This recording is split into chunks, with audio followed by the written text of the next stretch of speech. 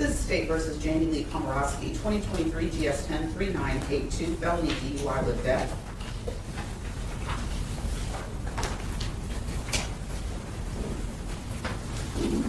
As indicted.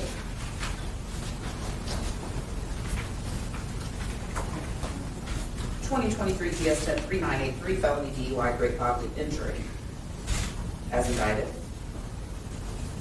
2023 GS 103984, felony DUI, great bodily injury. As indicted. And reckless homicide, 2023 GS 103985. As indicted. Are there any recommendations? Well, first, who's appearing on behalf of the state? Timothy Finch on behalf of the state, Your Honor. And is there anyone else who will be assisting you in the presentation of this case? Not in the presentation of the case. I'm the secret help in the preparation case. And Ms. Wilson is present as well. That's right.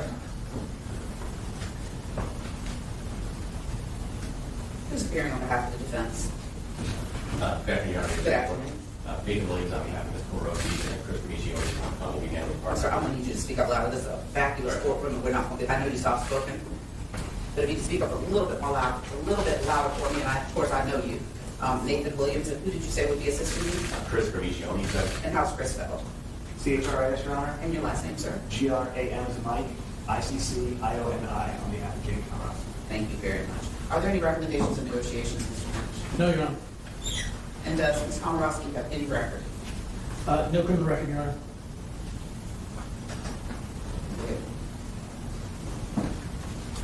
Have you explained to your client him he's Judge, do you want to say podium? Would you rather have it?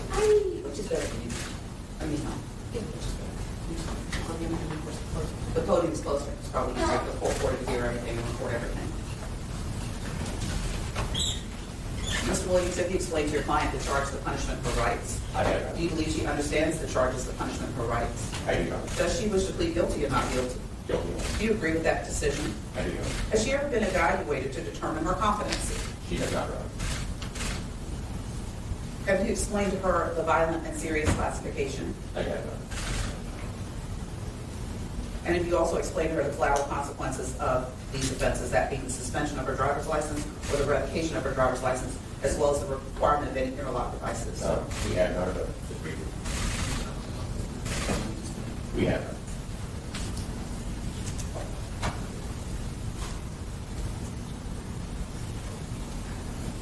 Ma'am, raise your right hand to be sworn. Do you swear affirm the testimony you give will be the truth? Yes, sir.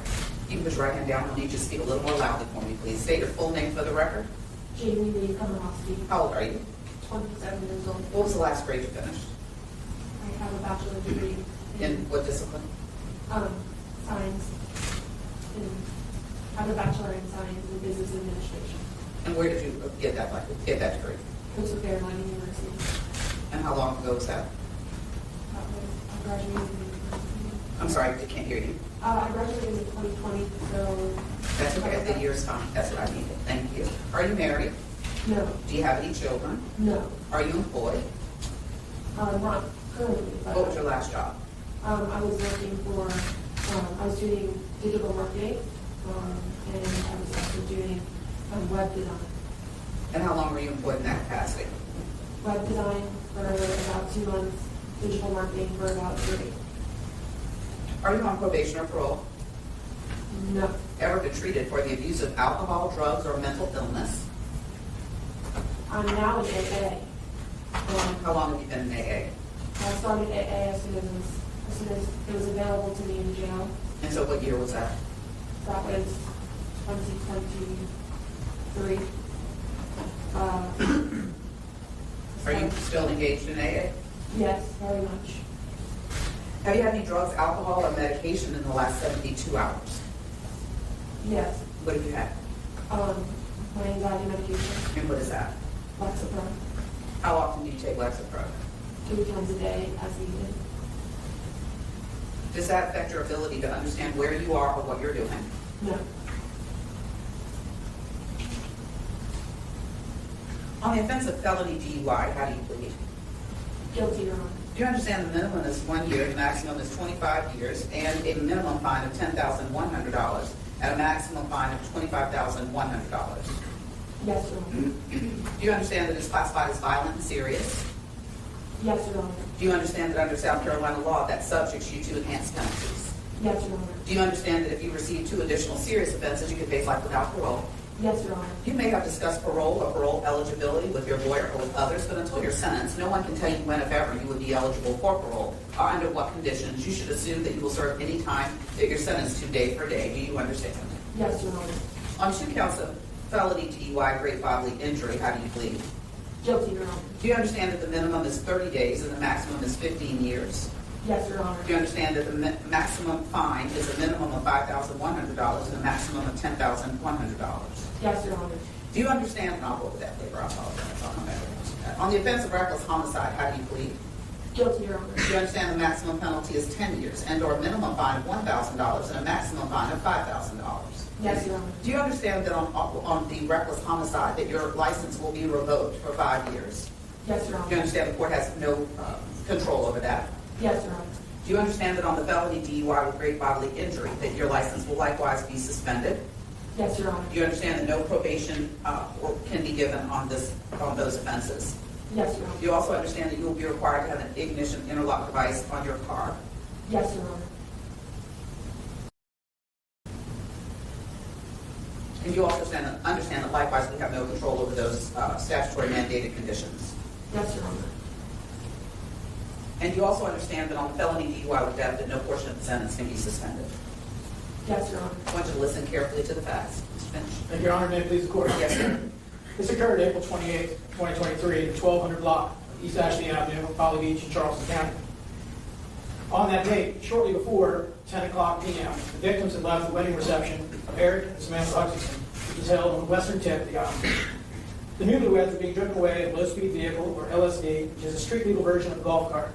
The LSD was fully illuminated with head and tail lights as it traveled eastbound from the reception site. Benjamin Garrett was driving. His son Brogan was riding next to him in the passenger seat. On the rear of the LSD was a newlywed couple, Samantha Miller Hutchinson and Eric Hutchinson. The path of travel was on West Ashley Avenue, across Center Street, and then continue on East Ashley Avenue towards the rental house. At approximately the same time as the victims were leaving the reception, the defendant was wrapping up an outing with new coworkers at a bar on Center Street, Folly Beach. After leaving that bar, Ms. Komoroski stopped by another neighboring bar, alone, for a single shot of tequila before getting into a rented 2023 Toyota Camry to drive home to her residence on James Island. The investigation revealed that an hour and a half prior to the collision, the defendant had consumed 6 alcoholic drinks. However, instead of leaving the island via Center Street toward Folly Road and James Island, the defendant headed eastbound on East Ashley as well, following the victim's LSD, albeit the LSD would have been significantly further up the road. While on East Ashley, the defendant traveled well over the island-wide speed limit of 25 miles an hour as she closed on the LSD. Data from the EDR, the electronic data recorder, or event data recorder from the vehicle, the Toyota, shows the defendant was traveling 61.5 miles an hour, 4.65 seconds prior to crashing into the LSD.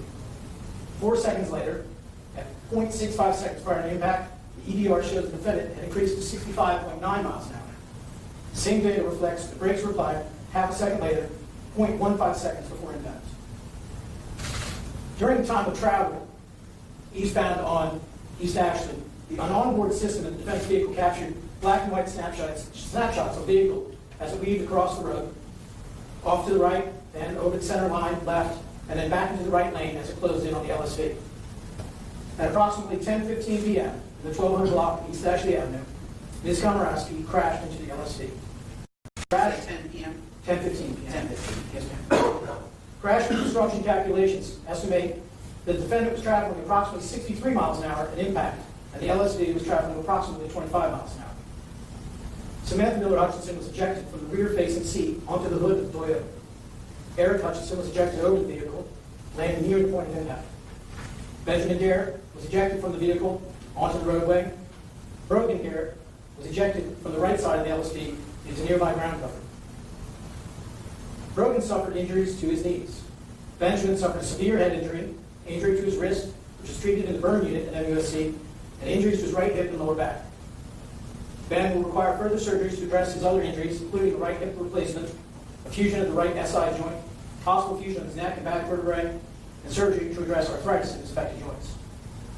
Eric suffered 2 broken legs, one requiring surgical intervention to repair, a fractured facial bones, fractured vertebrae, also necessitating surgery, brain bleeds, numerous lacerations over his body.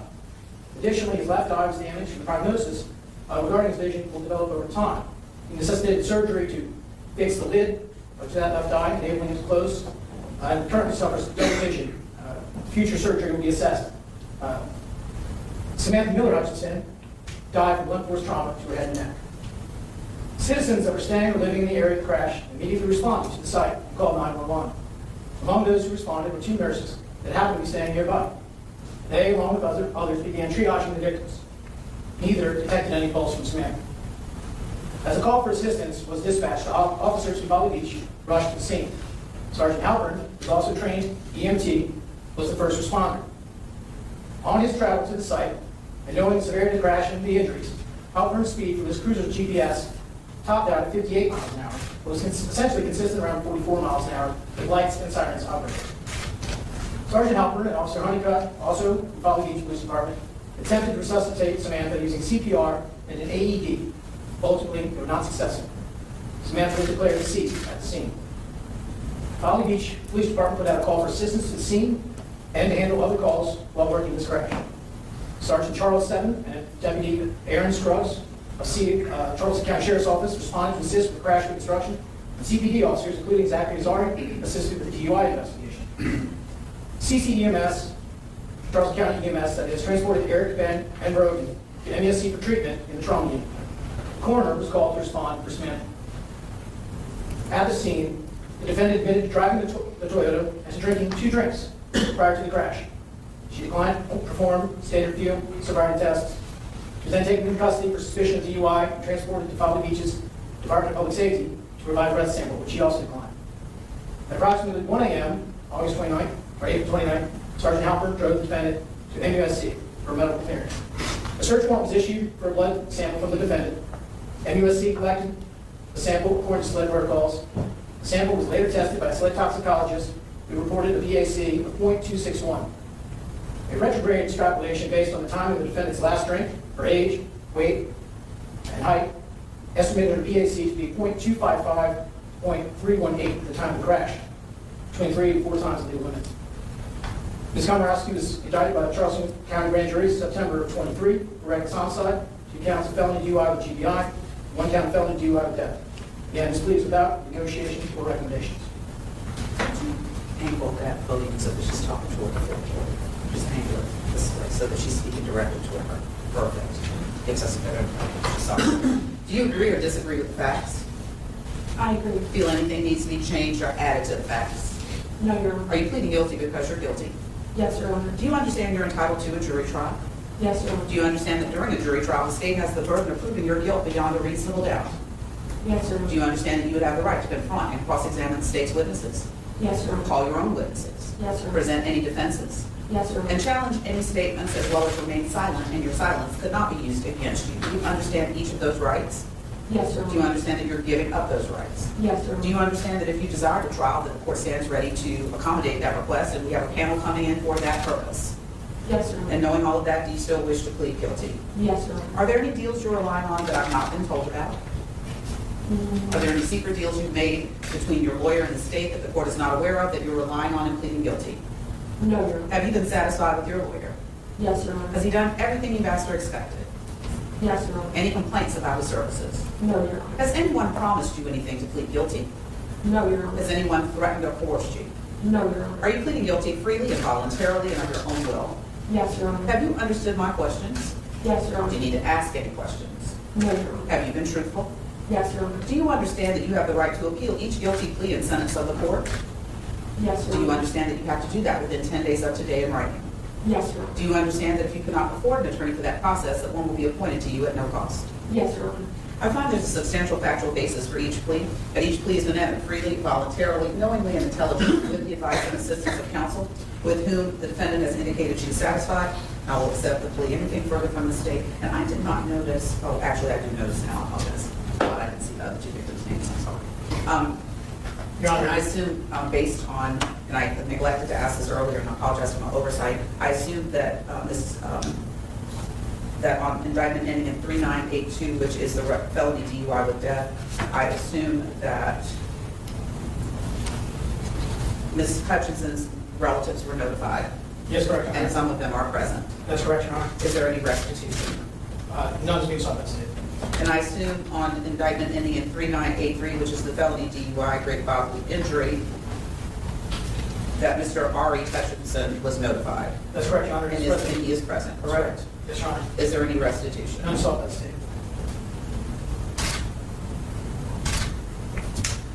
And likewise, assuming on indictment ending in 3984, that Ben Garrett was notified, That's correct, Your Honor. He's also present in the courtroom. and is there any restitution? None sought by the state, Your Honor. And on indictment ending in 3985,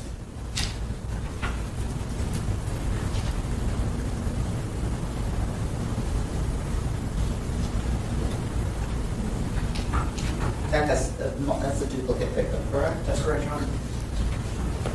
Anything from the state? Only to notify the court, as you are aware, members of the victim's family who would aware. Certainly. You can call them in the order that you'd like, but make sure they speak loudly and clearly for the benefit of the court reporter. You can call them in whatever order you would like. Thank you, Your Honor. You're welcome. Your Honor, first would be Ms. Lisa Miller, the mother of deceased Samantha Miller Hutchinson. It's up to you, however, would you? I'm sorry. We'll say that. That's fine. Pam, if you would tell us your name for the record. My name's Samantha. No, it's not. My name is Lisa Miller. I'm Samantha Miller. Yes, ma'am, we'd be glad to hear from you. Stage time. Thanks. You're I welcome. appreciate you allowing me to speak, and everybody be patient. I really want to get through this.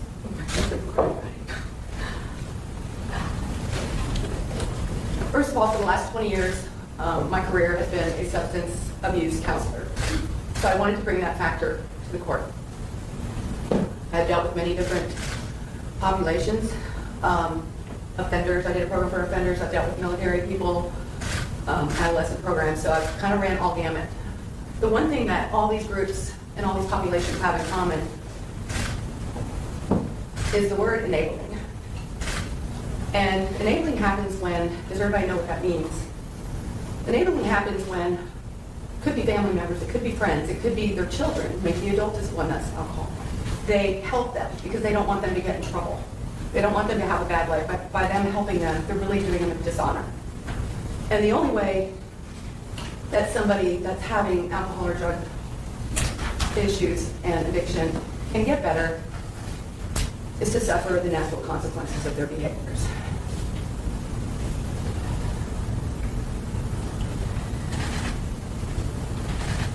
In this case, the natural consequences is the legal consequences of what happened, which resulted in my family, sibling, child, not being here anymore. The good thing about it, if she goes and stays some time in jail, they have treatment in there. AA is not treatment. AA doesn't help somebody who's addicted. It's good once you get to that point where you're on for treatment, you spend some time in sobriety. AA is where you go hang out with your other people, and that's it. This is important, but thank you. Who was Sam? I want to talk about Sam because my daughter. And she wasn't just a person on a golf cart that just got married and got killed. She was a newlywed child.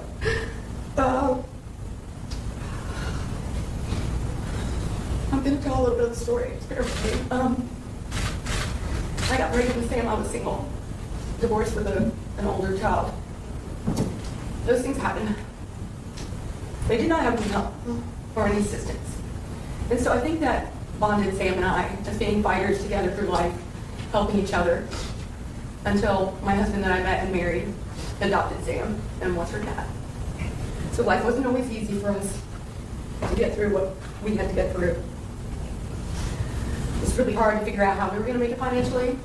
My whole first career was based on being pregnant with Sam. I know it sounds funny, but it's like, I have 9 months to get a career. I can't make $10 an hour anymore. So 9 months pay, I can go to hair school. We figured it out. Like, we always figured things out together.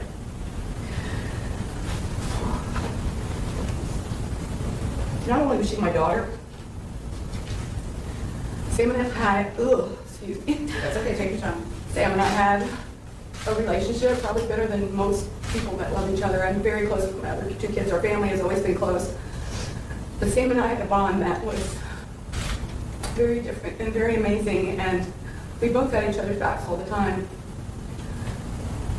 We talk every day, our whole entire life. You know, most 30-year-olds don't want much to do with their parents anymore. You know, hey, yeah, I'll come over for Christmas dinner, but I'm not going to hang out with you all the time. And I'll lead into something else I'm getting off of. But in saying that, the last time I was with Sam before the week of the wedding, her birthday's 3/27.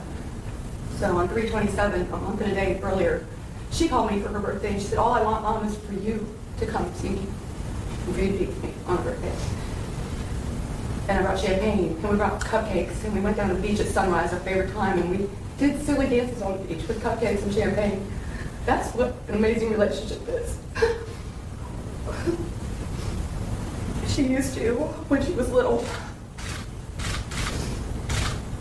when my husband would tease me or tease her or whatever, you know, just he would act like he was saying things about me, and she would just get so mad. I'd be like, don't talk about my mom, like, just defending me. Then when we divorced and I started somewhat dating sometimes, she met one of them, she'd get right up in their face and be like, you heard my mama? I'll leave out the words she used. Hurt you, basically. That's the best friend. You can only hope that anybody in this room that has kids could have a relationship like that with their child's best friend. She wanted everybody to feel happy. I had people coming up to me after Sam passed and was like, you know, if I worked with her, if I were going to go to work and I was in a bad mood, I went anyway because Sam would make me feel better. That's who she was. She wanted everybody to just feel loved, cared about, and as much as I didn't want to talk, if something would happen to me, Sam would be up here screaming off the mountaintops for all her pain. That's who she was. Doing pretty good. I'm not sure if talking to yourself is pretty good. But the 1 year she moved to Utah on Valentine's Day, that was the hardest. That was the only year we were ever apart. On Valentine's Day, I came home to my house, and my whole driveway was covered with I love you mores in pink everywhere. My whole walkway, my whole door was different color flowers. I mean, different color hearts, red, pink, my whole entire front door. I don't know many kids at 30-something years old that would care about their mom having a good Valentine's Day party or day and want her to feel loved and live in a different state and have one of her friends come over to her mom's house and do this. Not too many.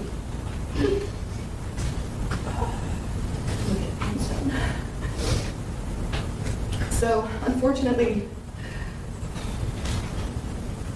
I don't like talking about the event, but I just want to tell you what happened through Sam's mom's eyes and our family and what we experienced, which was pretty horrible. So it was supposed to be a rainy day, it was supposed to be a cloudy, and the weather just an hour before the wedding just became beautiful. Couldn't have been better. Everything was fine. Sam had me hold her phone during the wedding. And when she was on the golf cart, she realized she didn't have her phone. I'm getting ahead of myself, but that's okay. So she said someone to come get her phone. And you don't know how many times you go down the rabbit hole. She had just gone without her phone or told me to come bring it to her or whatever. I mean, it was perfect timing that she got right in front of this car. But we try not to do that too much.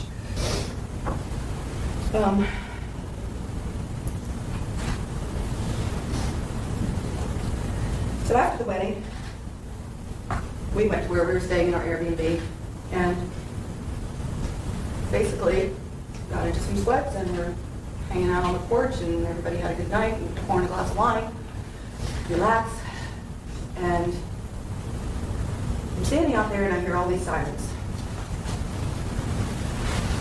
And the fire trucks, which on a Friday night volley, it's not very rare. I mean, they're there all the time, right? But I heard those fire trucks and saw those lights, and I yelled, "Something happened, Sam." And maybe said, "No, Mom." And I said, "Something happened to Sam." That's how much, that's a connection with somebody. I knew. And it wasn't until, I don't even know how long later, somebody came by and was nice enough to ask us if we'd heard about the accident. And so she took us down there. Sorry, this arm is working. And Mandy and I, my daughter, ran barefooted to the scene, which was all untouched. Sam's dad was there.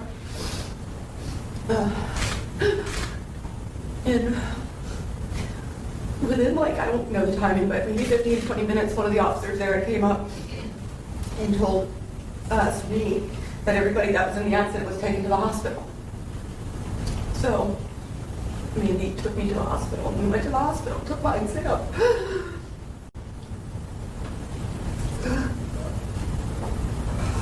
They didn't have ID, so it was going to be a while before they figured out where everybody was. But I really believe that she was in the hospital. And then it was like 2 in the morning. We hung out outside. Some of Sam's friends came, and we stayed outside waiting. And then my ex-husband, Sam's dad, called my phone and he said, "Sam's not at the hospital, Lisa." He said, "Sam's still on the side of the road." I just identified her. And I just fell to the ground.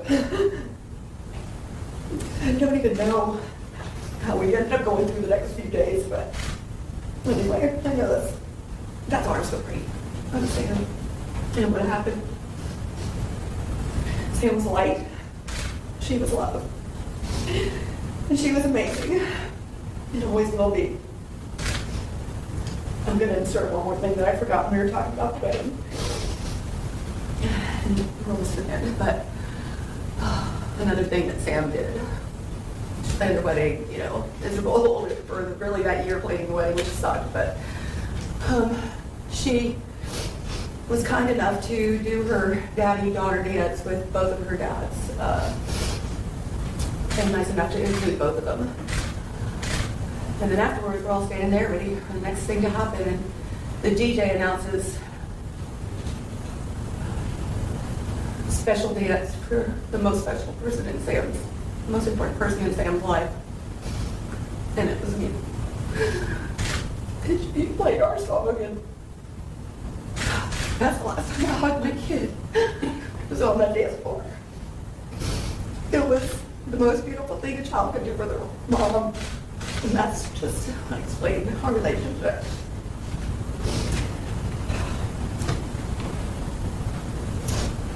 The last thing I need to say, I'm going to probably just read this, I think, is that myself, Sam's siblings, Sam's siblings are nieces, and her father, we've been sentenced to a lifetime of pain. As with half the world. As a mom, I can't even describe to you. I've lost my brother. I lost both my dads. This is so different. And it is scientifically proven that some kids' cells stay in your body. She died. We died. And she doesn't get a partial sentence. She doesn't get to come back to life in 10 years or 20 years. And we don't get to come back to life in 20, 25 years. This is a lifetime.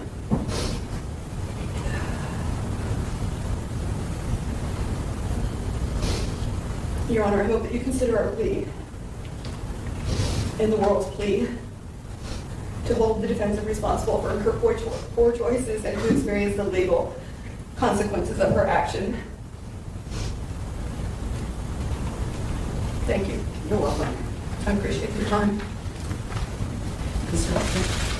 Your Honor, that's Amanda Jenkins, sister of the deceased.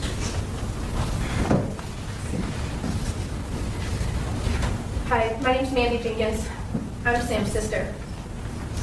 As I stand here today, I'm struggling to find words that can truly convey the depth of the pain, grief, loss, and life adjustments we've all experienced in the last year and a half. It's obvious to everyone that Sam was a bright light in this world, a person full of love, laughter, and kindness. She touched everyone she met with her warmth and compassion. Her death has left a hole in our lives that can never be filled. I will never get to hear her voice, see her smile, or share any moments We had planned for the future. The pain of losing her is unbearable, and every day feels like a struggle to move forward. But Your Honor, I don't have a choice to give up. Sam was an aunt to my 2 daughters.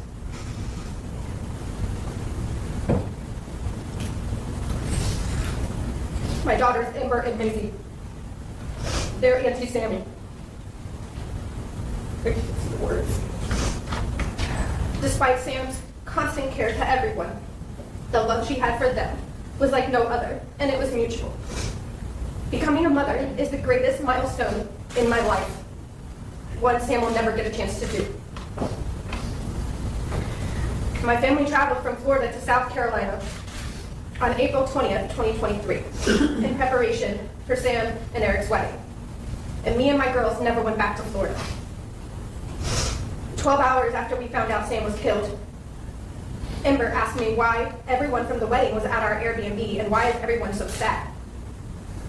I was not prepared to explain death to a 5-year-old yet, especially because it was her Auntie Sammy.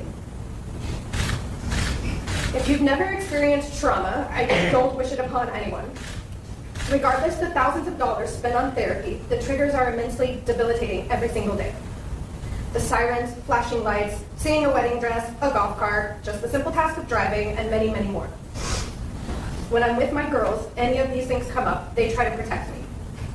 Singing a song loud to drown out the siren noise in hopes a grief wave doesn't hit me and I quickly spiral. Day to day, if I say, hey, mommy's just going to the grocery store real quick, Ember and Maisie quickly panic, having to say goodbye multiple times just in case I don't come back, in their words, like what happened to Auntie Sammy. My job is to protect them, shouldn't be the other way around. But I also now have the task of protecting my mother and being her rock through this. She once said years back, if anything ever happens to one of my kids, I'd kill myself. The moment we found out Sam was plowed down, I made my mother look me in the eye and promise me she wouldn't do that. I didn't quite believe her, knowing the bond her and Sam shared, and I knew I needed to be by her side through every moment of this. I sent my husband on a plane to Florida, and he packed up our house and we moved to North Carolina, now 1,000 steps from my mom.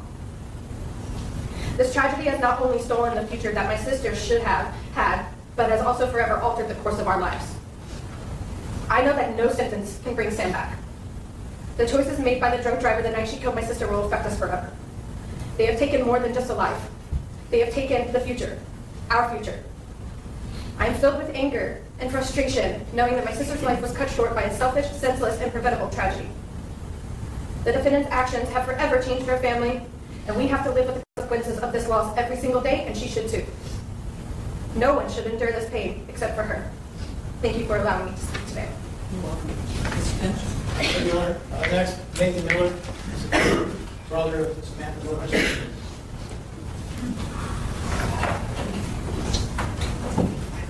Nathan Miller, Sam's brother. Yes, sir. It's not much that hasn't been said. This is really brief, but I'm sure as you and everyone else can see and hear that how hard it's been on our family to go through something like this. It's unimaginable. If you haven't been through anything like this, then it won't really do it any justice for me to try to put it into words. And if you have, then I don't need to put it into words for you. How much pain and anxiety and just like worry, constant worry, just living in a state where, you know, when your phone rings, you know that there's a pretty good chance that on the other line,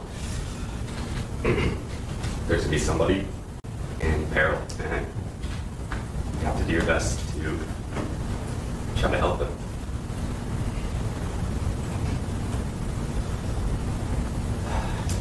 Not only do we have to deal with the loss ourselves, but we have to watch our loved ones go through it as well.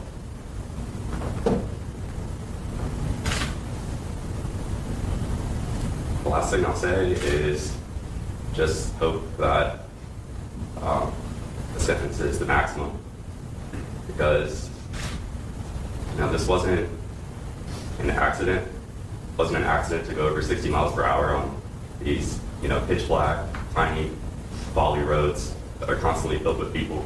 Honestly, it'd be more surprising if someone wasn't killed in the circumstances. So, leave it at that. I appreciate your time. Thank you. You're welcome, sir. Mr. Finch? Thank you, Your Honor. Next, Brad Warner. biological father of the deceased.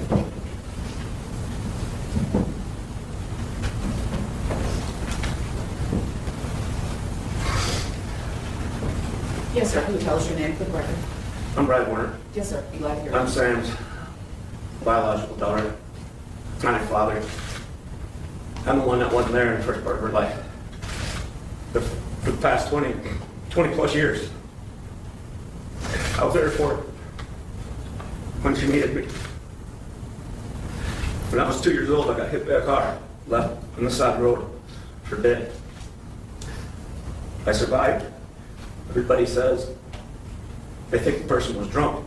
As a hit and run, they never found the person. So every day I woke up for 57 years and hated this person. Hated every day. I'd wake up and hate somebody I didn't even know.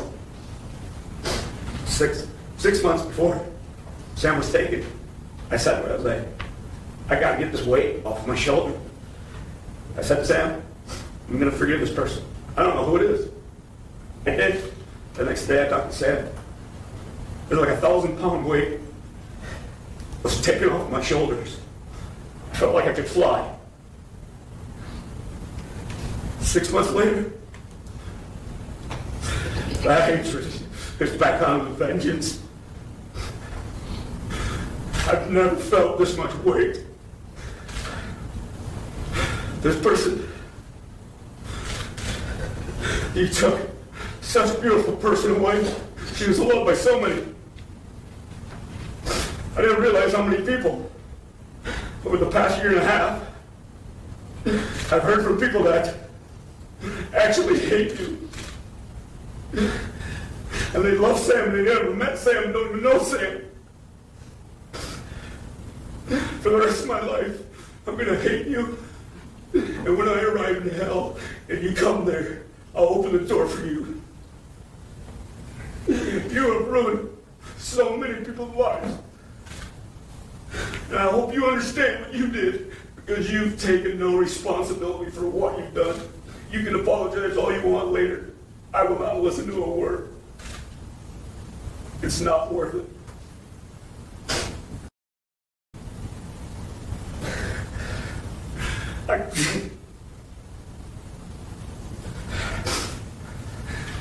Everybody used to call Sam a female version of me. Because we say what we mean and we mean what we say, and she always did.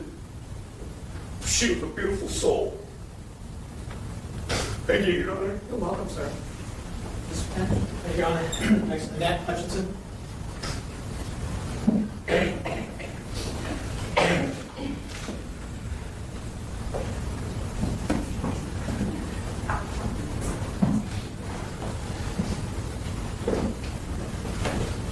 Your Honor, my name is Annette Hutchinson. That's Hutchinson. Yes, ma'am. I am related to the victims. I am Eric's mother.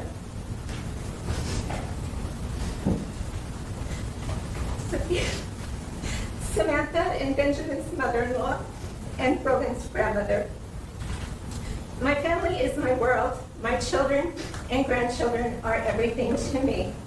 All that I do is for my family.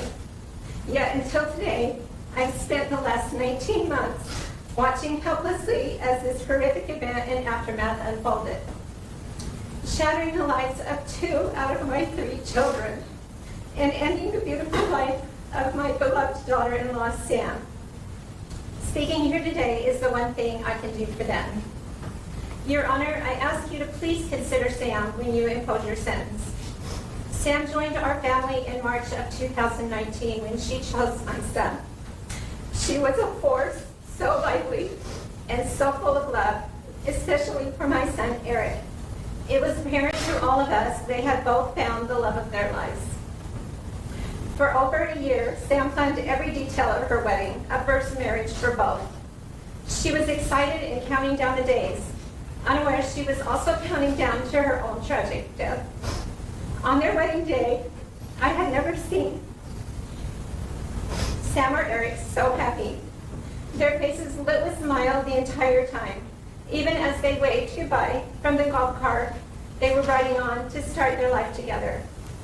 Photos in the video of the day captured the magic but they are now too painful to watch or look at. Because our lives were forever changed moments later by the defendant when she recklessly sped through a quiet residential neighborhood into the back of the golf cart. In the police report, a witness described the crash as sounding like a bomb's explosion. That statement replays in my mind, thinking of the four of them struck in such a manner. The next day, I had the horrific task of telling my son that his new wife had died. After he repeatedly asked during moments of consciousness, "Where is Sam?" I cannot describe to you the pain I felt as I watched my son's face process this. And I knew what he would say before he said it. And it should have been me. Later, my husband and I spent a week cleaning and repairing Sam's wedding dress so it was presentable to Eric, because he did not get to see Sam after she was killed. So he wanted to see what she was last wearing in his final memory with her. Your Honor, I ask you to please consider my children and grandchildren when you impose your sentence. The night of the crash, my son Eric and son-in-law Ben both sustained injuries from which they'll never fully recover. I'll never forget the shock of arriving at the scene. I wish we could have shielded my other 4 grandchildren from the trauma of it, but we were from out of state, so we had no option but for them to accompany us. My memories from the scene are vivid and fixed in slow motion. My daughter being held from running to her unrecognizable husband Ben where he lay, her slumping to the ground, the police officer who stopped me to verify if they had found the correct number of victims, and my own realization at that moment that my son and Sam were there also. I recall the onlookers' expressions telling me more than I wanted to accept. My other son, Adam, and his family arrived and tried to comfort my daughter's 2 children, while my daughter ran up to him and screamed, "It's Sam and Eric too!" Each devastating detail is permanently etched in my memory, including the moment when we found out that mere minutes after the happiest moments of her life, Sam had died. My son stayed at the scene and saw the criminal defendant sitting on the side of the road completely unharmed, and watched as she was led away past him. All 5 of my grandchildren, ages 10 to 17, one a victim of the crash, went from the scene to the emergency room, spending the night in the waiting room, not knowing what happened to their family. They will carry the trauma of this core memory with them for the rest of their lives. In the initial hours after the defendant slammed into Eric, Sam, Ben, and Brogan, medical staff at the hospital thought Eric wasn't going to survive his injuries. They moved him into ICU and advised us to spend as much time as possible with him. For months following this tragedy, Eric needed full-time medical care. He could not drive for 15 weeks. Since the crash, I've spent over 7 months here in South Carolina. My husband, who still works full-time, 6 weeks. Eric's siblings and friends have spent several additional weeks helping him, and we relocated him to our home state for a few months over last year's holidays, knowing how hard they would be, and he was all alone here. After Eric's initial surgeries for facial reconstruction and to repair both his legs so he'd be able to walk again, he required wound care, numerous follow-up doctor visits, and physical therapy. I watched him use a walker to get around and throw it across the room in frustration. I ran to the bathroom in the middle of the night after hearing him fall and cleaned his blood off of the floor. When he developed internal stomach ulcers, acid reflux, a deteriorating esophagus, and had bouts of profuse vomiting, I saw the pain and agony those caused. However, dealing with the severe physical injuries was easy compared to the grief, anxiety, and survivor's guilt to come. You cannot imagine the pain of constantly seeing your grown son crying helplessly and lost. For months upon my awakening, I would go check to see if my son was still breathing. On the darkest of days, I had to chase away the thought that maybe it would have been better if he and Sam had been taken together. I would prefer my own grief over my son's. One of countless heartbreaking memories I have is brushing the road debris off of the wedding envelopes that police gathered at the scene. While Eric opened them and read all the well wishes wedding guests had expressed, for the life the happy couple would make together. There were 125 wedding guests and vendors at the wedding. 75% traveled from out of state to attend only to be traumatized. Since this tragedy, Eric has made over 20 trips to the emergency room and 3 times was readmitted to the hospital for severe anxiety attacks, nausea, and dehydration. His most recent visit was only 3 weeks ago. I know some here see Ben and Eric as the men they appear on the exterior. What are not visible are the internal injuries, the scars hidden by clothing from the multiple surgeries both have endured. You don't see the constant physical pain that has become a part of their lives. The pain doesn't stop there. The emotional pain, the post-traumatic stress disorder, anxiety, survivor's guilt, and grief have been constant for these 19 months. You don't see the daily struggle, the arthritis setting in, and the future surgeries they've been told will be necessary to control pain and enable both men to remain mobile as they age. You don't see their limited abilities. They're unable to do activities they did before and must rely on others. Both are facing a difficult fight for the remainder of their lives. I was told there are no charges against the defendant for my then 17-year-old grandson, Brogan, because he was not severely injured. Yet he was struck by a car at 65 miles per hour while sitting next to his father, thrown several feet, landing close to his new and now deceased Aunt Sam. His view of Sam shielded by another young girl who had ran out of a nearby home, until he was placed in an ambulance and taken to the emergency room. I know Brogan struggles with his own PTSD, anxiety, trauma, and grief, but mostly in silence, because he sees the physical and emotional struggles of his father and uncle. And I know he feels lucky, but I worry for him when he starts to recall the trauma of the day. Your Honor, I need you to please consider the irreparable damage the criminal defendant has caused our families when you impose your sentence. I'm standing here today to tell you I don't know if my son will ever be okay or know happiness again. We now live under a shadow. We go through our day-to-day. We even smile for pictures, but it's not real or the life we had. None of us will recover from losing Sam. Although unseen, the emotional damage is constant and at times relentless. Your Honor, please don't prioritize the defendant's life over the life of Sam and the life sentence of pain and suffering inflicted on Eric and Ben. Please send a clear message to the defendant that she must take responsibility for her actions and to others that taking a life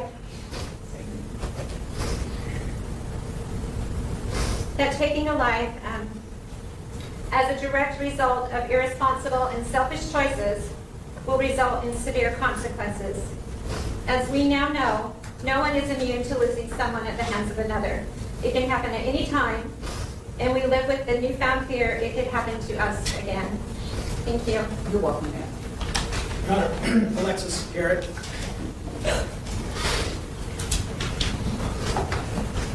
Yes, ma'am, tell us your name for the record. Alexis Garrett. Yes, ma'am. My husband, Ben Garrett, was the driver of the golf cart on April 28, 2023, along with 3 other of my family members. My son, Brogan Garrett, was a passenger in charge of playing the music and holding Eric's coat. And my brother, Eric Hutchinson, and my new sister-in-law, Samantha Miller Hutchinson, were all in the golf cart. Your Honor, I've struggled with what to say here today because nothing will convey the depth of pain and struggle that we have endured all of these months or feel adequate to express what was lost that night. We spent the entire day of April 28, 2023 together. We started setting up for the wedding that morning on the beach with our entire family helping. It was a perfect day and a beautiful wedding. I've never seen 2 people happier or more in love than Eric and Sam were on that day. We were still cleaning up at the wedding reception venue when I got the call that changed our lives. I was told my husband and son were involved in an accident and to come right away. Most of that night and the days and months that followed are a blur, except certain moments that will forever stick in my mind. Arriving at the scene, to so many police and medical vehicles, running in my bare feet to the crash site, seeing the chaos and destruction, seeing what I didn't even recognize as a golf cart scattered across the road, seeing my husband in a terrible state lying on the road covered in blood, and then being loaded onto a stretcher. I was not allowed to get close to him or anyone there. I remember the moments of despair as I could not see anywhere where my 17-year-old son was.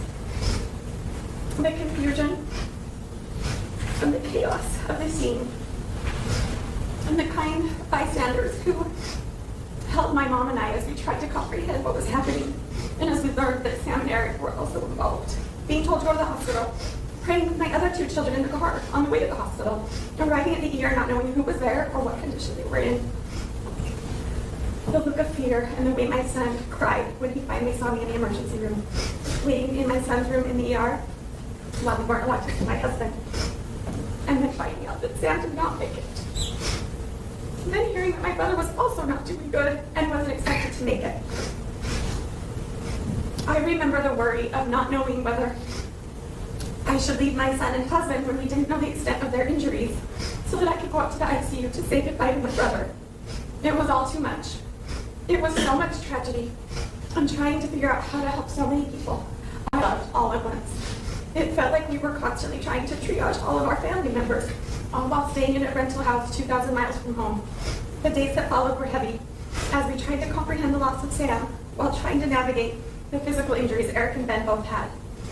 I remember going floor to floor to each of their rooms in the hospital to see them, all while my son recovered at a rental house with my other 2 children. That day that started out so blissfully happy ended in absolute tragedy. The defendant stole the life of the most vibrant woman with the best laugh and the most gorgeous smile. Losing Sam created an irreplaceable void in our family. The pain of losing her is an ever-present reminder of how fragile life can be, and it has left us in a state of grief that is difficult to put into words. My brother Eric is never going to be the same.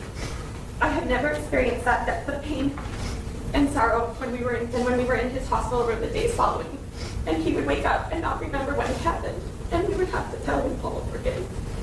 The past 19 months, he has struggled to continue to live. We have worried we would lose him many times since then, because the sorrow and survivor's guilt are just too great to comprehend. He suffers from many physical injuries that cause him daily pain, but nothing will ever compare to his shattered heart. My husband has experienced many physical injuries. He was covered head to toe in road rash and deep cuts and gashes. He spent 11 days in the hospital in Charleston. 9 of those were in the burn unit, undergoing surgery to clean out his many wounds. He underwent physical therapy to be able to walk with a walker and had to be able to sit long enough to endure the long flight home. He is the strongest man I know, and to see him in so much pain was one of the hardest things I have ever done. He continues to have physical pain limiting so many of his daily activities. Many days even walking is too much. The repercussions of that night extend far beyond his physical scars. They have left emotional wounds that we will carry indefinitely. My son, who was 17 years old at the time and merely a passenger in what was meant to be a joyous celebration, has been deeply affected emotionally. Witnessing the aftermath of that horrific accident has instilled in him a sense of fear and anxiety that he struggles with daily. The innocence of his childhood and my other 2 children has been stolen and replaced with an overwhelming sense of drama.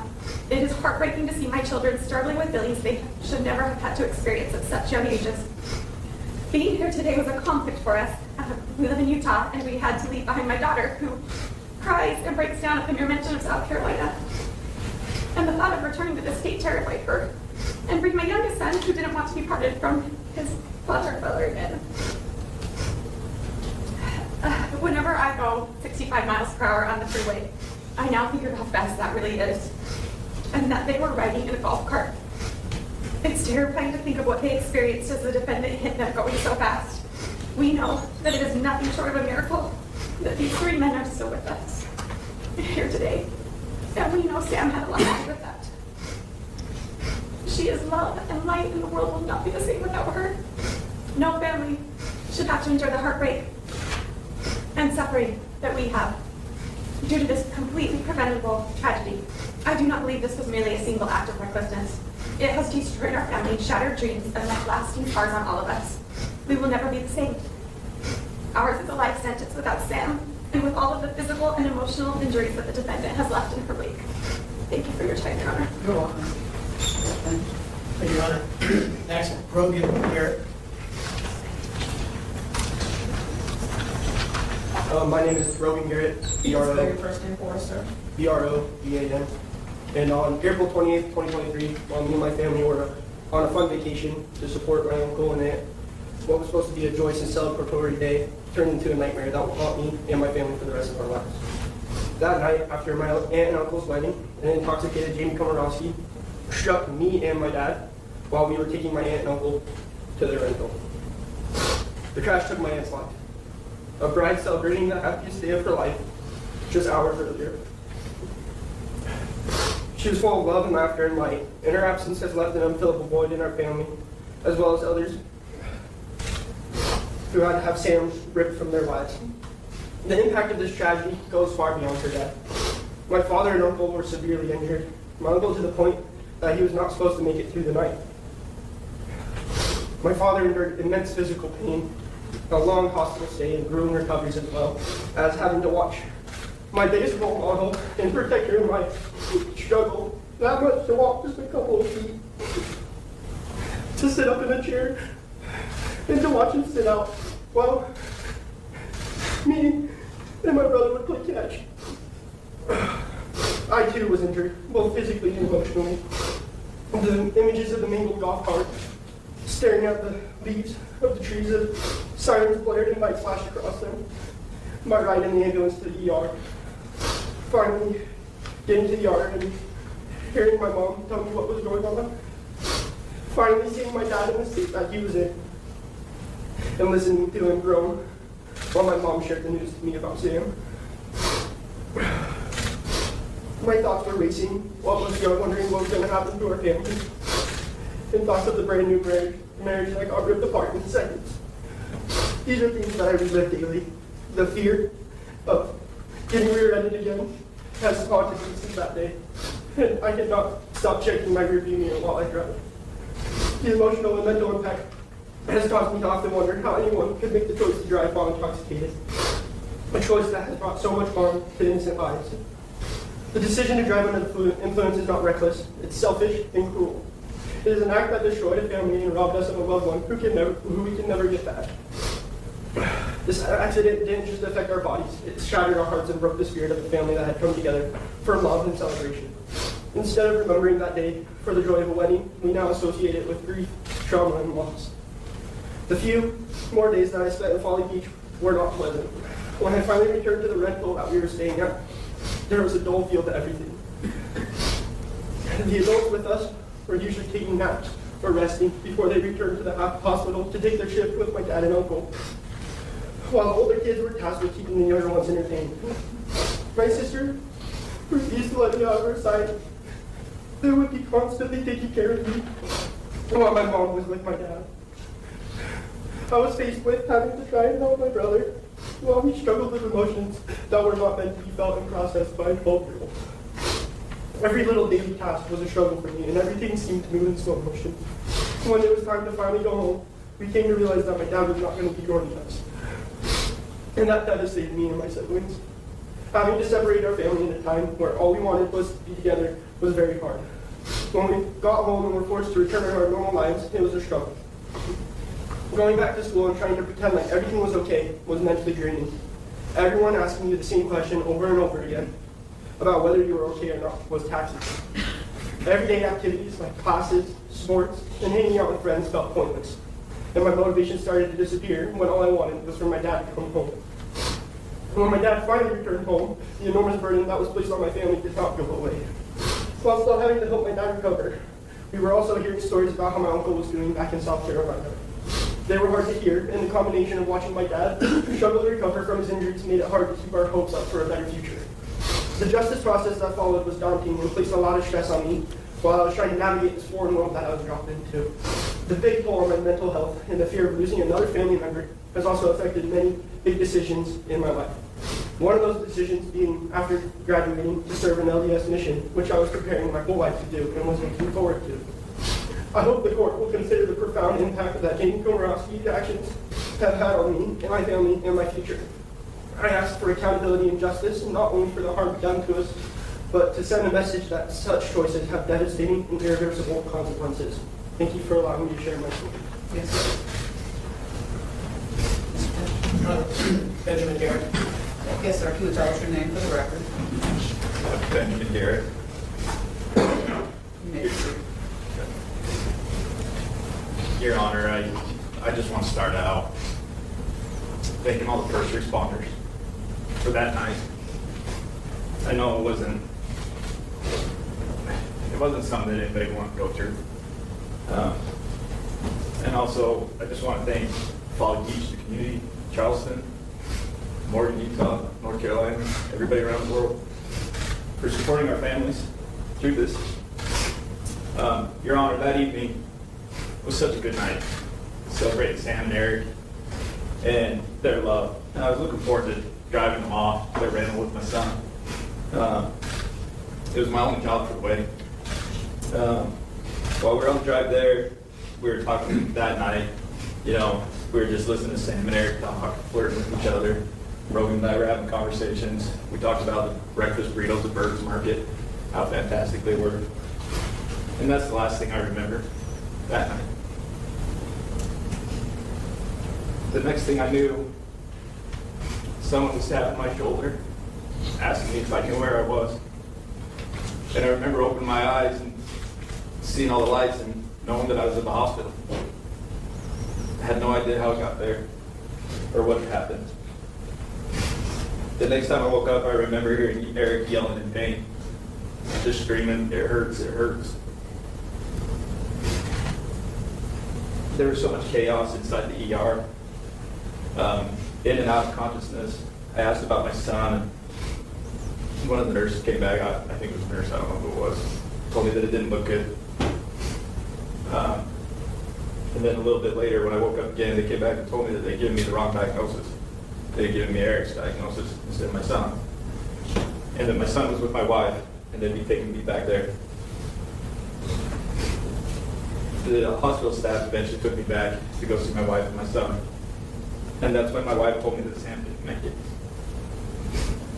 They didn't know if Eric was going to make it through tonight. It was my only job that I had to get completed, to make sure that they got their rental property and have their honeymoon.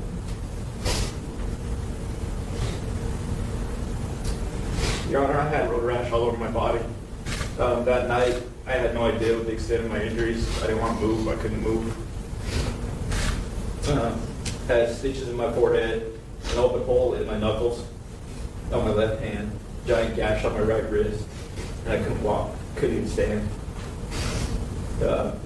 I actually, when they released my son, I told him I was going home, and the doctors told me, well, if you can stand, you can go home. It was a struggle to sit up, and I knew that I'd be staying longer. After the first couple of days, my wife getting pretty upset with the condition that I was in. Dr. Hink at NUSC and her team took me in for surgery again, fixed up the stitches on my forehead, and also gave me a fish skin graft on my right wrist. I then spent the next 9 days recovering from injuries and trying to walk. I separated my right SI joint, cracked my sacrum, and tore the labrum in my right hip. I had to practice sitting in a chair so that I could show the doctors that I could fly home and join my family in Cleveland. When I returned home, I was referred to the University of Utah Burn Clinic and instructed to see a general practitioner and orthopedic surgeon. I had more MRIs and x-rays due to problems in my pelvis, my back, and my neck. That is when they found that I had broken vertebrae in multiple places in my back and my neck.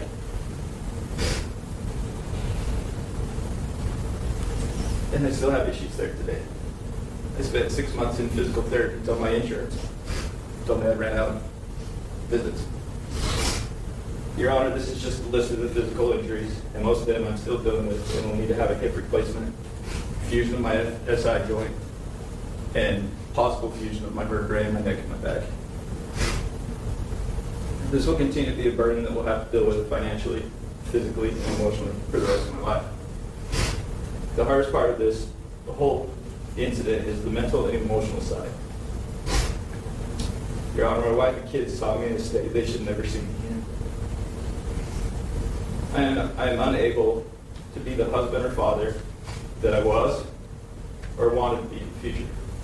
I should be seen as their protector, their rock. My kids and my wife now watch me go downstairs to make sure I can make it.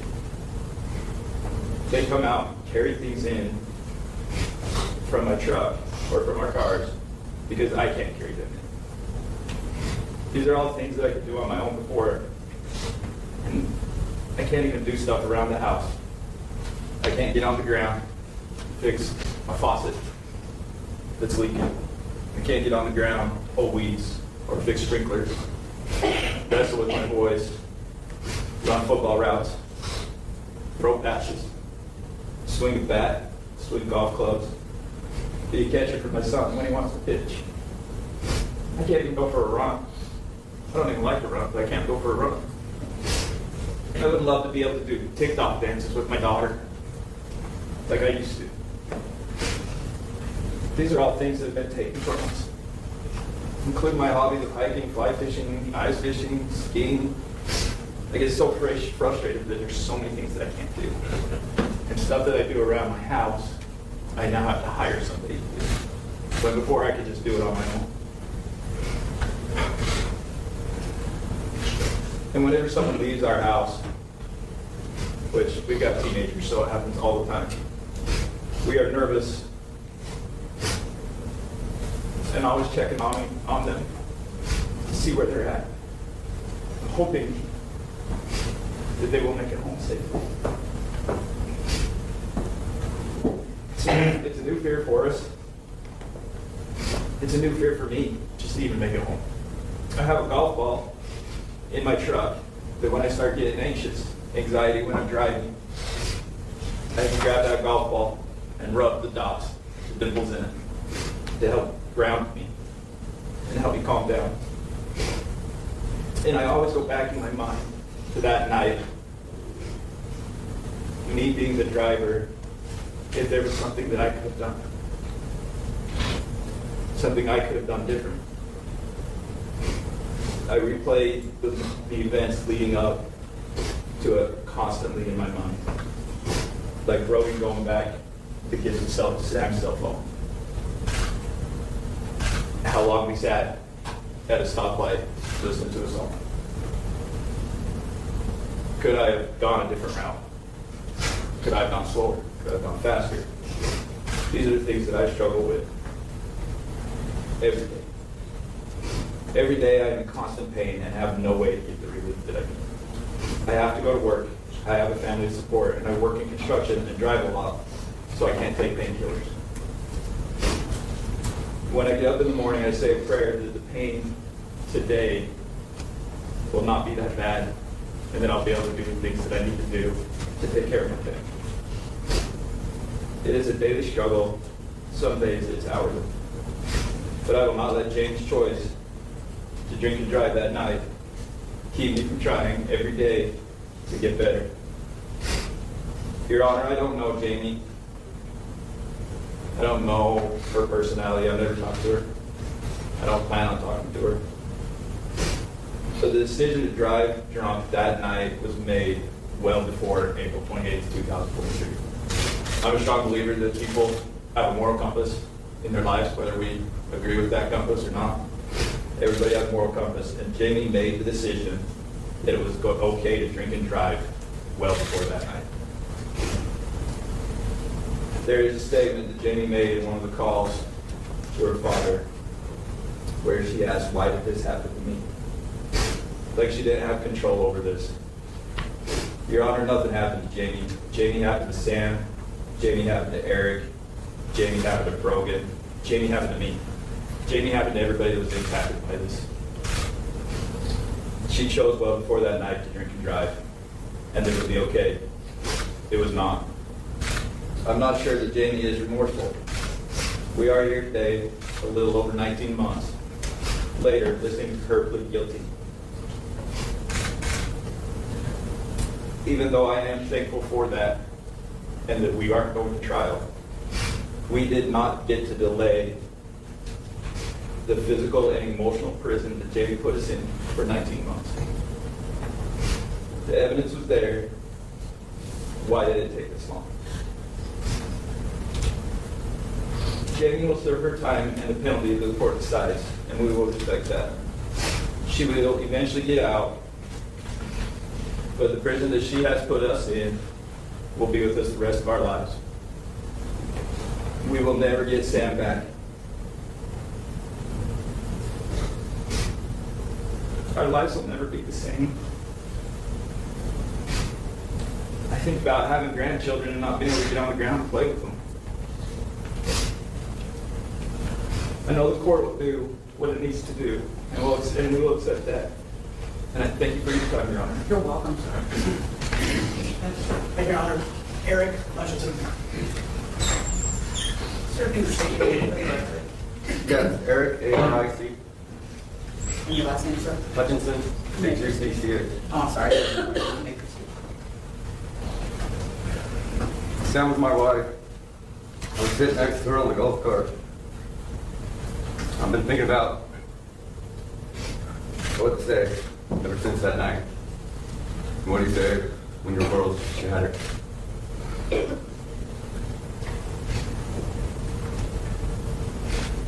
Physically, I'm in pain every day. My face hurts, my back hurts, my feet hurt. It's a struggle to get through every day. I've seen more doctors than I can count. I've seen more therapists.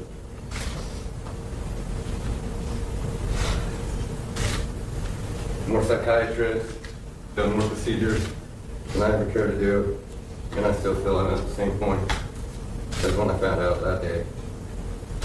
My world will be ever changed what happened that night. I think about that night every single day. In the last moments I had with Sam on the golf cart. She told me she didn't want the night to end. And I kissed her on the forehead. And then the next thing I remember is waking up in the hospital. I see my mom's face, still wearing the wedding dress from the night before. And I knew instantly. And so I asked for Sam. I knew she wasn't there.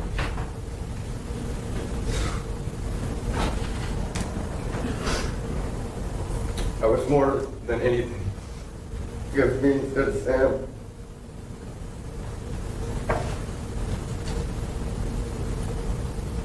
I wish I died that night, so she didn't have to go alone.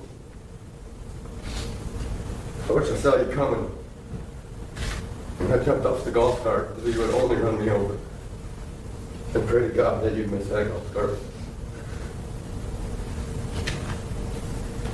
We did not get hit. We got ran through at 65 miles per hour. There's no way any four of us, any three of us should be alive. All four of us should have died that night. But I'm a firm believer Sam saved us. That's who she is. And she would have took one for all of us. Said, take me, save these guys. And the guilt with that I live with every single second of every day is unbearable. You took the greatest human being I've ever met. She's not coming back. She's gone. She was my world. And I'd give anything just for 1 second to hold her again. She wanted children, and she talked me into having two. She wanted them so bad that she wanted to start having kids, or trying to have kids before the wedding. But I was nervous that she wouldn't be able to fit into her wedding dress.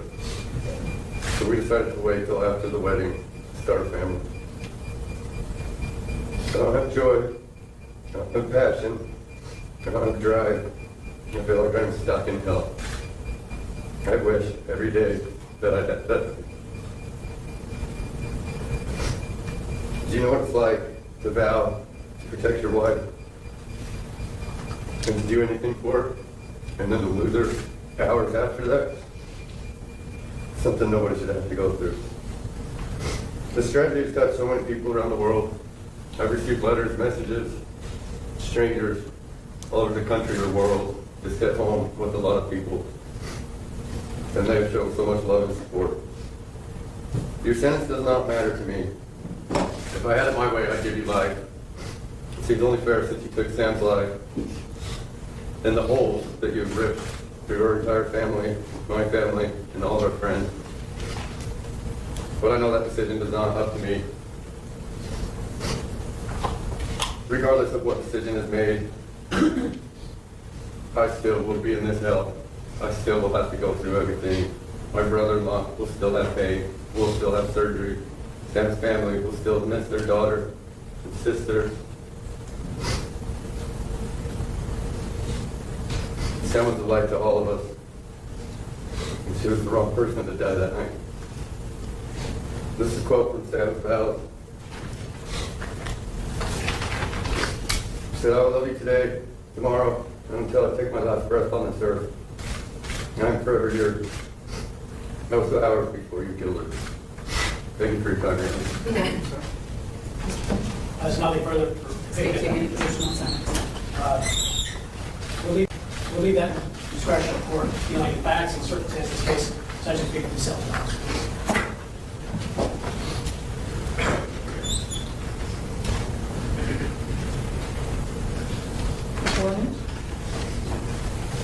Your Honor, of course, indulgence, I'd like to address the court in argument on behalf of Ms. Komoroski. Sure, Thank you may proceed.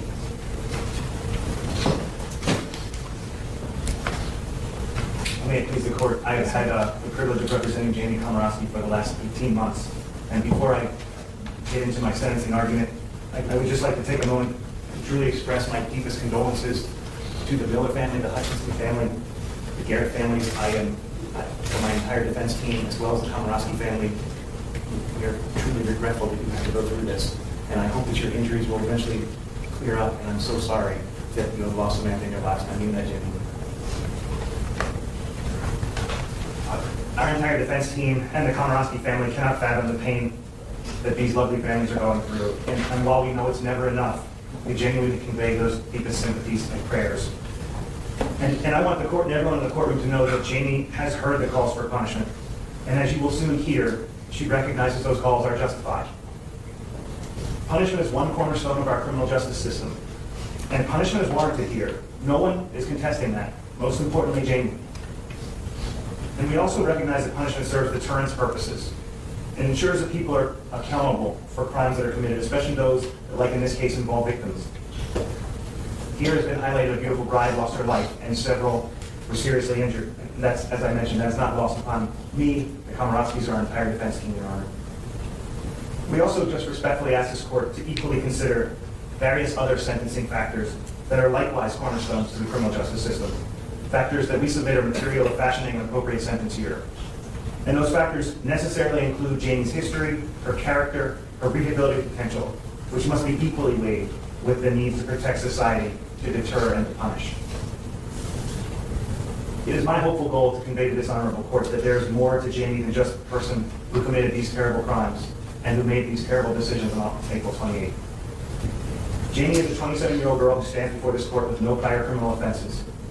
She's never before been charged with a crime, save a couple minor traffic violations, never even been disciplined for a single infraction. Through her entire life, Jamie has maintained a warm and caring outlook on life for all those around her. She's strived to help others even from a young age, entrusted by so many to care for infants and young children in some of the families where she grew up, and in the Charleston metro area. This compassion and care is what caused Jamie to volunteer annually in high school to support the Special Olympics, a cause that was near and dear to her heart since she was a young child. As the court heard, Jamie attended college in Coastal Carolina and obtained her Science and Business Administration degree. And she ended her career at college on the dean's list, ultimately moving to Charleston after graduating in hopes that there would be employment she could sustain. Maintaining full-time employment, like for so many others, proved elusive for this young graduate. But instead, Jamie took a number of part-time jobs, including continuing babysitting services and working in the service industry in and around the Folly Beach area. Now, sadly, since her college graduation, Your Honor, Jamie has struggled with the demons of alcohol abuse. That is obviously clear here today. And this is something that has likewise challenged her extended family. Jamie was abusing alcohol on a near daily basis, and oftentimes well over in excess. And her addiction, I want to make this point very clearly to the court. It is not offered as an excuse to her conduct whatsoever, or to make it appear that she somehow is the victim. We all recognize, most importantly, Jamie, that that is not the case. She knows no one forced her to drink or drive a car. She, more than anyone in this courtroom, knows that. And I raise this only to demonstrate that her alcohol addiction, the level and scope of it, played a central role in how we arrived here today. As the court is well aware, this is unfortunately not a unique tale for those who struggle with alcohol abuse.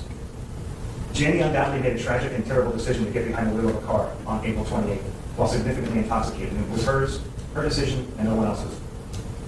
And I can tell you, after talking to Jamie on a near daily basis during the entire course of my representation, this evening continues to haunt her, and it will continue to do so for the rest of her life, no matter what happens in this courtroom today. Every day, Jamie tells me she wishes she could go back and change what she did, to shake that young girl to her senses. Even Jamie will admit that she doesn't recognize who she was back then, a sentiment that candidly even friends have shared, but unfortunately she can't. Now, Your Honor, it's often been said that character is truly demonstrated in times of struggle and failure, not in times of success. And in that vein, and in that concept, I ask the court to consider Jamie's actions and behavior since these tragic events of April 28th, in addition to her personal history and characteristics. Jamie has not approached this with a woe is me attitude or felt sorry for herself or tried to endorse any victim mentality. Instead, she immediately accepted her addiction and embraced the need for alcohol treatment. And while there were inherent limitations in the substance and depth of that treatment, she did what she could. When you say inherent limitations, what are you referring to? She was not able to be visited by a therapist while she was at Alcan. And based on the How long restrictions, was she at? she was there for a year. The court will indulge me for 1 moment. From April 28, 2023 until her release on March 1st, 2024. Is there a reason she didn't avail herself of the programs at the jail? The programs are very limited based on the ability to communicate with inmates there. No, She- there's a peer program, the 16 weeks that's available. Someone could have asked it if you ordered. She could have well taken advantage of that. No, Your Honor, to be sure, she did. I'm talking about more substantive treatment, which obviously Here is a substantive program. Yes, very much. she did avail herself. She did do the peer program? Yes, ma'am. Excuse me, Your Honor, 1 second. Did she do the peer program, Mr. Williams? It's the peer program. It's an acronym, PIER. It's a substance abuse and intensive program that's 16 weeks at the jail. It's offered by Charleston Center. It's substantive drug and alcohol treatment. It is never offered to me. You have to sign up for it. They'll come seek you out. Yeah. I know. So she did not. Okay, you may continue. I apologize. That's okay.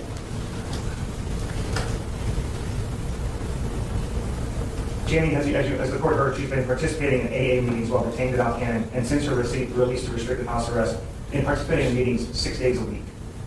She has hosted in-person meetings at her apartment every Friday, and also chairs an AA meeting on a weekly basis. Jamie has also volunteered to answer the AA hotline once a week, trying to offer steady and experienced counseling to individuals who may be in crisis. So why didn't she try to get some inpatient treatment? What was the impediment to that? Or having something, not that I'm knocking AA because I don't, it is for many, it is a great program that assists them, but it usually follows something more substantive, such as intensive inpatient treatment or ongoing intensive outpatient treatment. And I think that's the question that I'm more interested, or most interested in hearing. When you say someone's availed themselves of substance abuse treatment, I expect something more than AA. We attempted to do that, Your Honor, when we had her detention or bond hearing. In fact, She's there's been out since March 21st, so let's go from there forward. an extremely restricted house arrest. And as I understand it, unable to facilitate the visits unless we were to go to a facility where she could Could have asked for permission to do, correct? And so that's what there was no attempt to have any type of treatment of that sort. Endorsement of that permission from the state was not forthcoming, Your Honor. Did you ask? We did, we had those discussions. Okay. Did she make any attempts to have any online therapy? As best as she could, Your Honor. Yes, ma'am. You may continue. Thank you. You're welcome. While detained at Alcan, she obtained a professional skills credential from South Carolina Works in digital literacy while she was detained. And following her release under the House release conditions, as she alluded to, she's been working 2 jobs, trying to continue to be a contributing member as best as she could under the circumstances to society.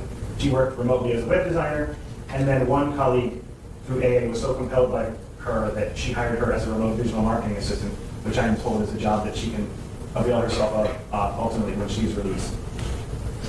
As you'll soon hear from Jamie herself, she deeply regrets these decisions that she made on April 28th. And since the day we were retained, she's been heartbroken for Samantha, Eric, and the families that were involved in this ever since the crash. It's important, and I know she wants me to express this, that she is a daughter and sister, and she has, since day one, expressed her sorrow and remorse for the actions that she committed. This has been Jamie's goal and intention ever since we were retained, but on the advice of counsel, we recommended that she hold back on that. There was a period of time where discovery was not available for a while, and any delay in this guilty plea should be attributed solely to our obligation, our ethical and professional obligation to explore defenses and mitigation possibilities, not because of Jamie's failure or unwillingness to plead guilty and exhibit remorse and accept her responsibility. One instance, as attached in our sentencing memorandum, related to a time where we needed to retain a blood alcohol forensics toxicologist to review the state's findings, and we have attached counter findings to that. Did you all provide a hard copy of the mitigation packet that you provided to the court to my law clerk today? Mr. Williams indicated you plan to bring one with you. Yes, Your Honor, we have one. And do you wish to have that filed? Yeah, Have you already filed? We have an active version of the file and a redacted version of the report. Yes.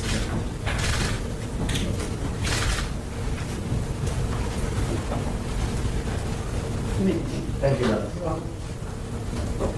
As I referenced, we included findings of our forensic toxicologist was retained on behalf of the defense, but I want to emphasize that regardless of that lower BAC, that Jamie recognizes the gravity of her crimes and has consistently shown unabated remorse for her actions. I offer that only for the court's consideration in the context of mitigation, and we certainly recognize that regardless, it is above the legal limit.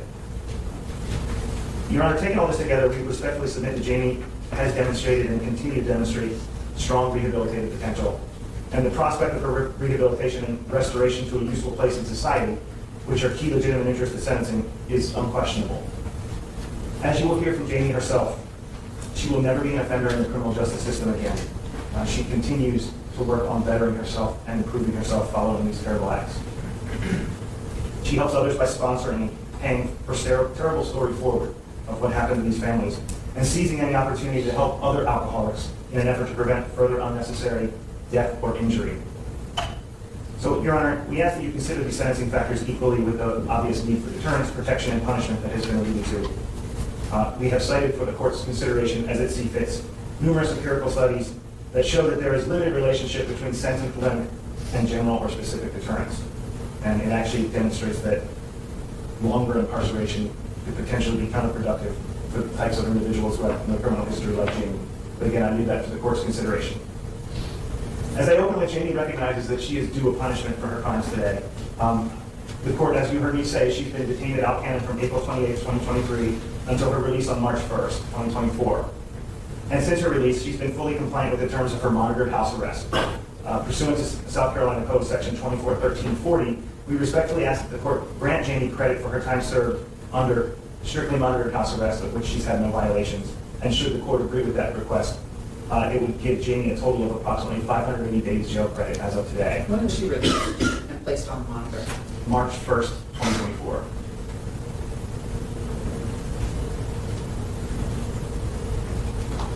Thank you, Your Honor. You're welcome. Incorporating this credit, we only ask that the court fashion a sentence that's sufficient but not longer than necessary under these circumstances. It is genuinely hoped by Jamie and by all of us and her family that while she caused this great tragedy, her actions on this one day of her 27-year life will not solely define her as a human, and the court will see that. Prior to becoming a defense attorney, Your Honor, I spent the bulk of my professional career as a federal and state prosecutor, including 10 years as an appointed district attorney. And I had the unfortunate obligation to determine countless plea offers in felony DUI cases in a dense jurisdiction of nearly 700,000 people. And sadly, these types of cases were not an uncommon occurrence. To be sure, these are the most difficult, gut-wrenching cases to assess. And as is the case here, defendants are typically people who have lived very productive lives with no criminal record. And I just want to highlight what I believe the court is familiar with. These defendants don't set out to commit crimes with malice or evil in their hearts. But nonetheless, those actions that they take have destroyed or taken lives. Balancing the interests of the state, the victims, and the defendant is extremely difficult. And Jamie here is no different. She has chosen to plead guilty to her crimes without the protection of a plea agreement. The court should see this, I hope, as evidence of Jamie's genuine remorse and acceptance of responsibility for her actions. She never intended to challenge these charges because she knew what she did was wrong the minute that it happened. She would never put the Millers, the Hutchinsons, or the remaining family members through the pain of a trial, having gone through what they already have. Your Honor, I say the last concept for what I submit is the most fundamental cornerstone of the criminal justice system, and that's mercy. Mercy is not often spoke of in the courtroom, but the courtroom is precisely the place where mercy should exist, especially considering the nature of felony DUI cases where tragedy exists on both sides of the deed. It is difficult to keep mercy at the forefront, especially when a beautiful life like Samantha's has been taken and wonderful people that stand and sit behind me have been through what they've been through. But I humbly submit this is where mercy plays the biggest part. Jamie and our defense team are not arguing for release. As stated, we recognize that punishment is warranted here. But we simply ask the court, is this 27-year-old girl with no criminal history, who struggles to face the demons of alcohol abuse, and who made a tragic error in judgment to drink and drive, who has no history of violence, and who most importantly has regretted and has been remorseful for her actions since the moment she committed them, is this girl deserving of the court's mercy?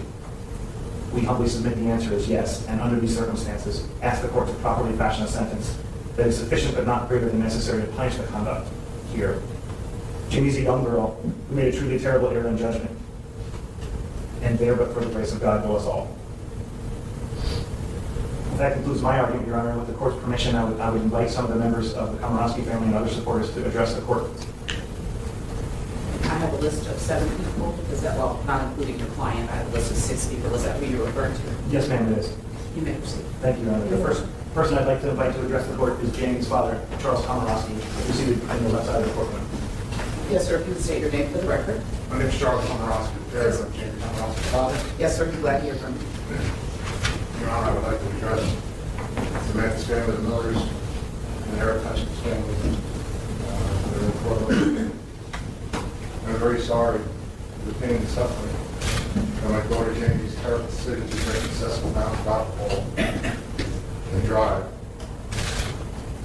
a car that resulted in taking her life of Samantha. I am so very sorry, and so truly very sorry.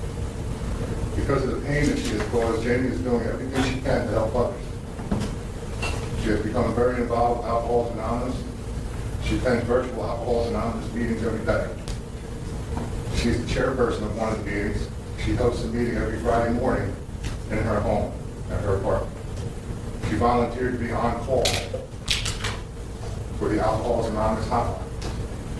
She answers calls from people that are in immediate need of support and information. She advises them on how to get involved with Alcoholics Anonymous and also reassures them that they are taking the first step to getting help for their addiction. She shares her personal story so that it may prevent others from drinking and driving. She is passionate about trying to help people to not drink and drive. She is a very caring, loving young lady. She's working and will work tirelessly to help others to make better decisions than she has and to never drink and drive. She has taken full responsibility for her disastrous decision to drink and drive, resulting in taking Samantha's life. Please allow her to fulfill her heartfelt desire to help others and prevent someone from making a tragic decision to drink and drive. She truly is a wonderful person that can and will help others. Thank you, Your Honor. You're welcome. I'm very sorry. Yes, sir. Thank you, Your Honor. I'd like to invite Jamie's mother, Tracy Komoroski, to address the court next. Yes, ma'am. We'd be glad to hear from you. You can state your name for the record. My name is Tracy Komoroski. Good afternoon, Your Honor. Good afternoon. Could you spell your first name for the record? T-R-A-C-I. Thank you, ma'am. You may proceed. I'm Jamie's mother. And first I want to say how truly sorry I am for all the pain and suffering and heartache the victims and their families and loved ones have endured. With my sorrows, I will always feel the pain. I will not feel the pain, I will feel bad for what has happened to everyone.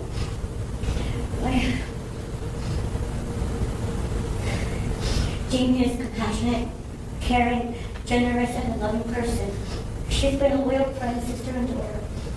She greatly cares for others and wants the best and happiness for others. This makes her happy. Jamie was a good student who graduated from Coastal Carolina College and made Dean's List. She chose to stay in South Carolina to live rather than come back home to New Jersey. A couple years after college, Jamie started to share with me that she had been suffering from anxiety and depression. We spoke about talking to someone and seeing a doctor, which she did. I often thought her anxiety and depression was due to being homesick and lonely and perhaps just to the daily stress of life. I now believe Jamie was using alcohol to cope with her feelings. I will forever regret not speaking to Jamie about alcoholism because it has been our immediate family. Jamie has been doing everything she can to better herself. As I know these things are being repeated, but this is what I wrote down. She has been involved in AA and its members. She joins meetings on Monday, answers AA outlook calls to help others. Jamie is constantly sharing her story, constantly help others from making the same mistakes she has. She has opened her heart to many. I respect your sentence for Jamie, Your Honor, but I do ask for some mercy on my daughter. I know she made a horrible decision, but she is a good person, and I thank you for this opportunity to speak about her daughter today. You're welcome, ma'am. Is there anyone else that wishes to address the board? Yes, Your Honor. Next, I would invite Jamie's sister, Lee Komoroski, to address the court. Yes, ma'am. If you would tell us your name for the record. Lee Komoroski. You can spell your first name, please. K-E-L-S-I. Thank you, ma'am. You may proceed. Thank you. You're welcome. I, of course, first want to apologize to friends and family and loved ones of Samantha. So sorry, and nothing that will be done here today to be able to, this is just horrible to see that. I wish there was a way. Ma'am, we need you to speak up for us, please. The court can't hear you. I'm sorry. I wish there was a way to go back in time and change the horrible decisions that Jamie made that night. And I can only imagine the depth of your sorrow and your heartbreak, and I am truly, truly sorry. I know a lot of people have spoken about what Jamie has done since being released and coming onto house arrest. And I think the biggest note here is that she's just taken as much action as she can. There was an action that caused a death, and I know she's going to vow and commit herself to facing actions out in the world that could hopefully right these wrongs in one way or another. She's here to help others through their struggles and to be more open about struggles of alcoholism. How you see it in your family and how you can prevent things from moving forward to something so devastating happening. I love Jerry very much, and I'm sure that's hard for some people to hear, but I've known her whole life. She's not a bad person. She won't wish harm on anybody. She did make a horrible, horrible mistake. I am very sorry to the friends, families, and loved ones, and I just ask the court sees the potential in her to be able to move forward and help others. I know she will, wherever she may be, and just thank you for your time today. You're welcome, ma'am. Yes, sir. Thank you, Your Honor. Next, I invite Kim Walters to address the court. You would state your name for the record. Kimberly Walters. You may proceed. First of all, I'm deeply sorry for the loss of Samantha, as well as the financial implications as well as the implications of family. My name is Kimberly Walters, and I'm a sober member of Alcoholics Anonymous. I've been attending NEA for many years. I take meetings to the jail, and that's where I met Jamie. I met her in May 2023. She was extremely sad when I met her, and she didn't grasp the situation. While in Jamie, she had limited access to counseling when she was in jail, but she did attend the AA meetings that we brought in from the outside. We provided her with a big book, and she started to go through it with some of the members in her community and read her big book as well. When she was released on house arrest, she reached out to me through some of the Zoom meetings and asked me to be her sponsor, and I'm glad they accepted it. As her sponsor, I met with Jamie twice a week at her apartment, where we went to the big book. We began working the 12 steps of AA. And AA is not just a fellowship, it is a way of life. It's a way of life for me and many others to keep me sober. I work with other alcoholics. She is taking complete action for accountability for her actions, and she's made amends where she can. Jamie approaches the process with fearless and determination to turn her life around and take responsibility for her actions. She made the direct amends where she could, and she took on a path of honesty and integrity. Through her involvement in AA, we've heard of all the great things she's done, whether it be hosting meetings at her home, reaching other alcoholics, or sharing her story so this tragic accident will not repeat itself. In addition to recovery efforts, she's also found a part-time job using her education to better herself and care for herself. This opportunity has allowed her to give back to the community by advancing her career. She's passionate about helping others, as we've heard, and helping other local run businesses and helping other women and alcoholics. As we all know, what has occurred is a tragic accident as a result of the disease of alcoholism. While there's no true way to right this wrong, Jamie's deeply responsible of her past actions, and I care for her. She was my own daughter. She's thoughtful, kind, and compassionate. This tragic experience has unfortunately awakened her and had her claim that she's now an alcoholic, and she's now embraced the principles of AA. In my many years of Alcoholics Anonymous, I have worked with many sponsees. That's part of this program. You can't get sober alone. You do it with others. We continue to carry the message to help other alcoholics. Jamie stands out to me as a very impactful person, not only because of her circumstances, because of her unwavering faith. Her unwavering faith in a brighter future and in embracing the AA program. Jamie is ready to make amends for the life she took and for all those that were affected. She's accepted whatever the judicial system imposes on her and intends to face this with dignity and sobriety. I'm incredibly proud of her, and although she's remorseful for her choices, she is an alcoholic and she was sick.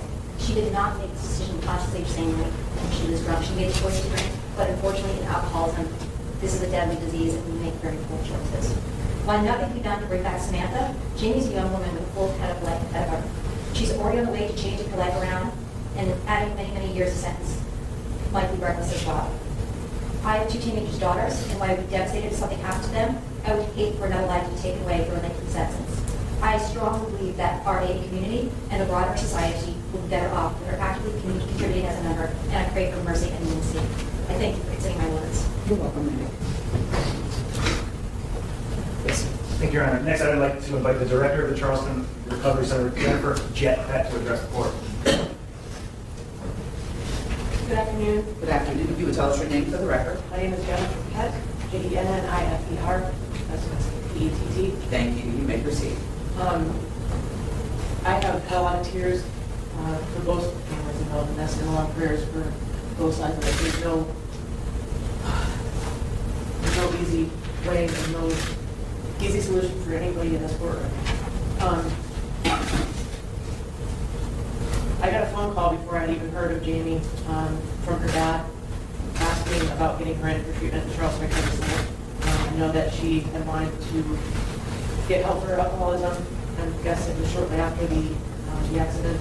I don't watch the news. I didn't know anything about that. I didn't know her. I didn't know her dad. But I knew that her dad was reaching out for help. I later found out who he was calling about was Jamie. And I was invited to the bond hearing where the family and her attorneys had hoped to get her enrolled in the Charleston Recovery Center for a residential long-term inpatient recovery center, and they wanted to have Jamie come there. It didn't work out with the decision of the court, but shortly after Jamie was released on her bond, she reached out to me, and I know that she reached out to several other women at AA and tried to get some sort of recovery going from where she was standing. She wasn't sure how that worked. It sounds like she had found a wonderful sponsor. She checked in with me several times since she's been on house arrest. She's been making good progress with her sponsor. Alcoholics, I'm a recovered alcoholic myself. My sober date is April 21 of 2019. And I've been on the side of the law where, the courts, where I was facing time. And I know that from that side of it, God can use us wherever, whether it's this court, whether it's jail, whether it's home. In Jamie's case, she has thoroughly embraced the steps. You're right, Your Honor, you can't go to AA and expect to stay sober. You have to thoroughly walk this path. You have to thoroughly invest yourself in this program and work these steps. Jamie has worked all the steps, and a huge part of this program is continuing to pass on this message to other alcoholics. And her story is powerful. Working in the recovery community, I've seen a lot of tragedy. It's a heartbreaking field to be in, but it's also very rewarding because I've had the benefit of seeing people like Jamie turn their lives around and carry this message to help countless other people that came in behind them.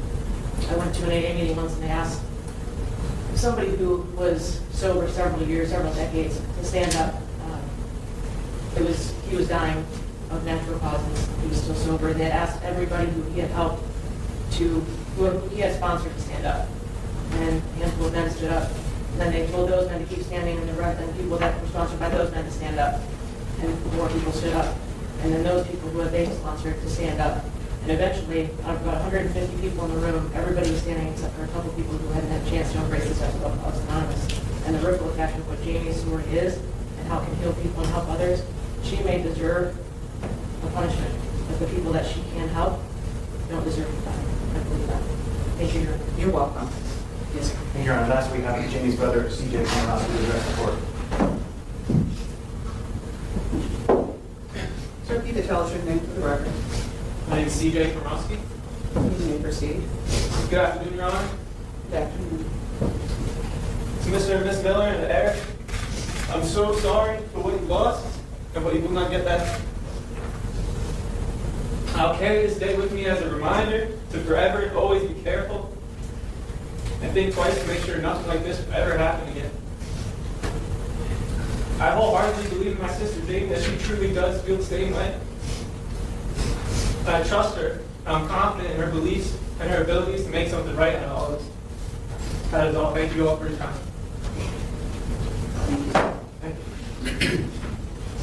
Yes, sir. Thank you, Your Honor. With the court's permission, I would like to invite Jamie up to address the court.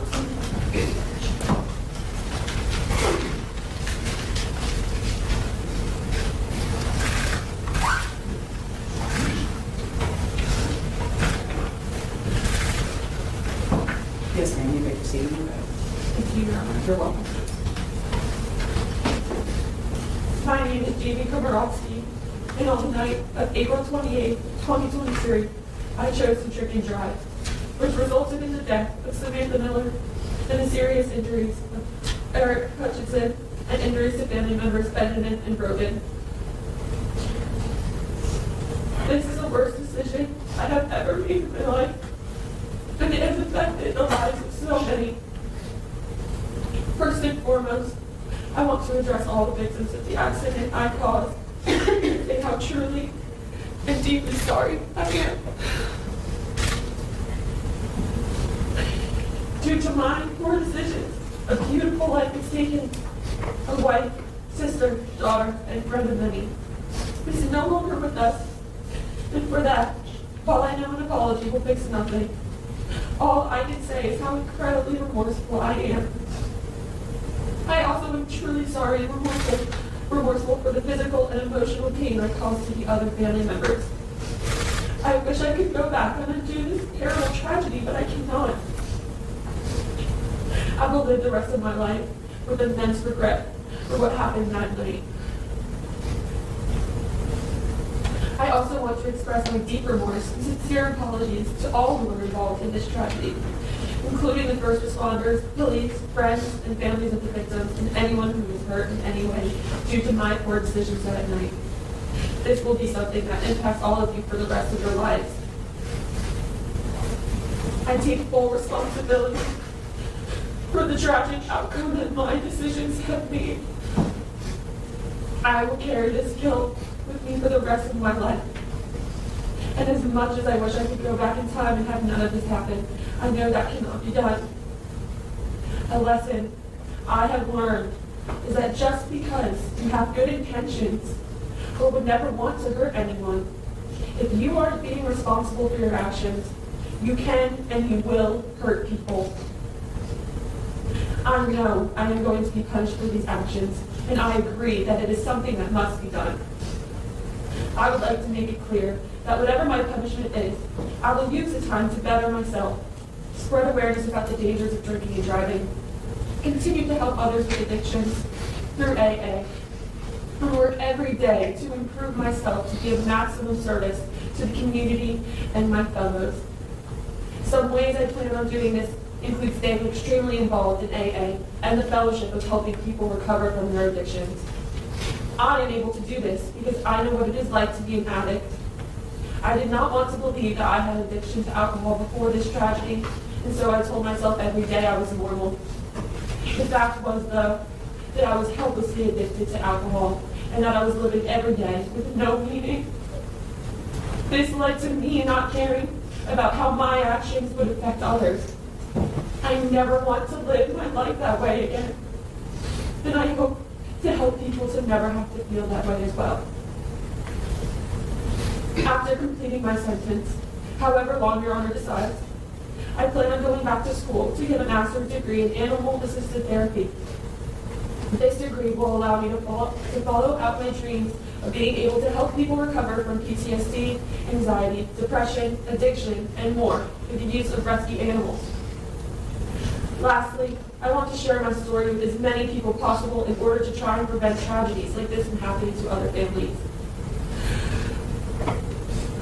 I want to emphasize the importance of warnings of drinking and driving to college students as well as young adults who haven't heard the message since high school.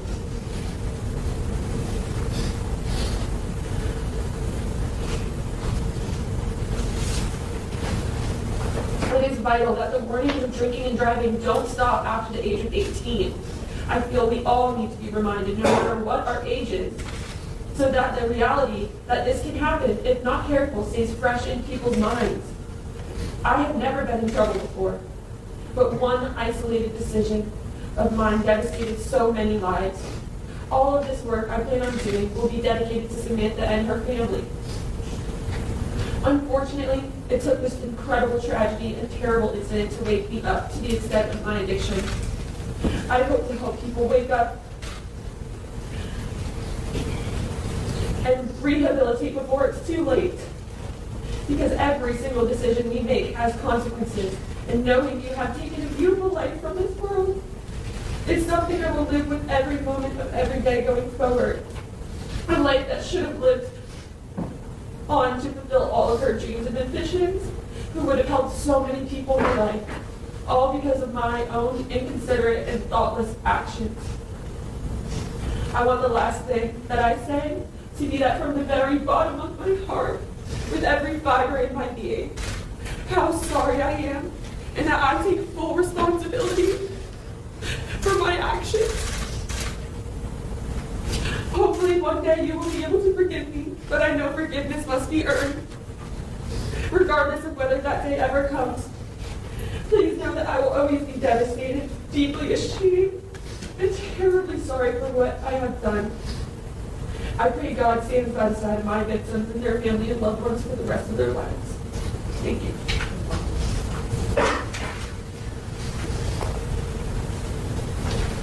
Thank you. You're welcome. You're welcome. Anything from the state?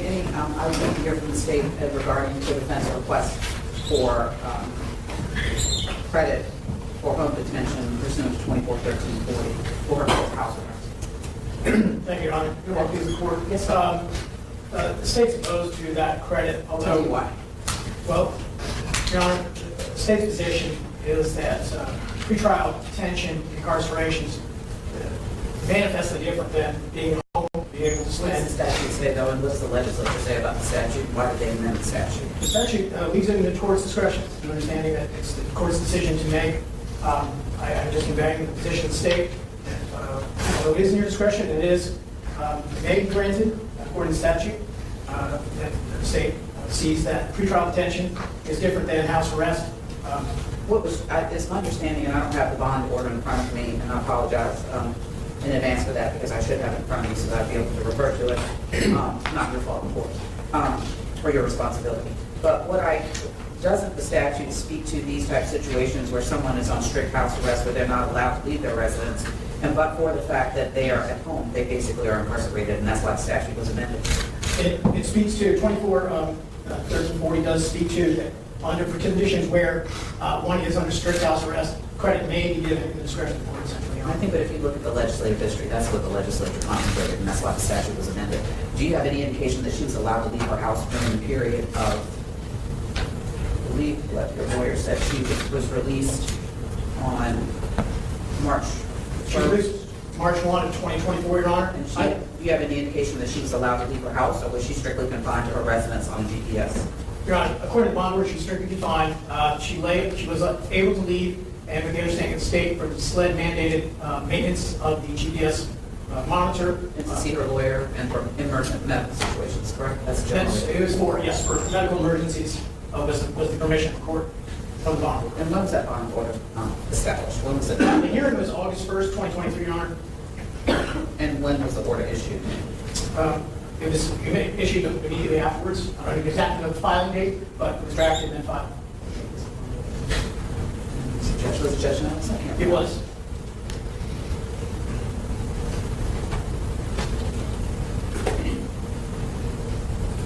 So the order was issued August 1st of 2023, but she did not bond out until 3/1 of 2024, is that correct? That's correct, Your Honor. That was a condition of the bond. But what exactly were the conditions of the bond? Was it simply a house arrest, or was there more to it? Was there a surety put in place to give us? There was. It was $150,000 surety. It was strict house arrest, but for medical emergencies, the defendant was to wear a scram monitor and be monitored by GPS racing, right? And then by consent, we modified that. I apologize. So she was allowed, in the initial order, she was allowed to leave her house for what purposes? Medical emergency, Your Honor. And that was it? That was it, yes, Your Honor. And then it was you said further. you all consented to? We consented to an amendment that allowed her to leave pursuant to the requirements of SLED maintenance on the GPS. So she had to go someplace in New Jersey to have them maintain the monitor, or how did that work? No, that was local, Your Honor. That was, her bond was posted by Bad Boys Bail Bonds, and So she then, never left South Carolina, is that what you're that's correct, she had to maintain a residence in Charleston County. Okay, that just needs the clarity I need. So that, she had to go to that, where'd she have to go for the maintenance on the month? To, I believe it's Somerville, that would have been the monitoring agency's office. She did that every once a month, and prior to that, it was every 90 days to check the battery and the scram on. Okay, and I have that order in front, I have the modified order, I have the original order from Judge Reynolds. But I signed the original modified order on May 17th of 2024, and what you all agreed to was $150,000 surety, electronic monitoring, and house arrest permitted to leave residence for medical emergencies or as directed by prior orders of the court, where scram monitor must reside in Charleston County and must surrender her passport. That's right, Your Honor. Can you bear with me? Chances. Thank you, I appreciate it.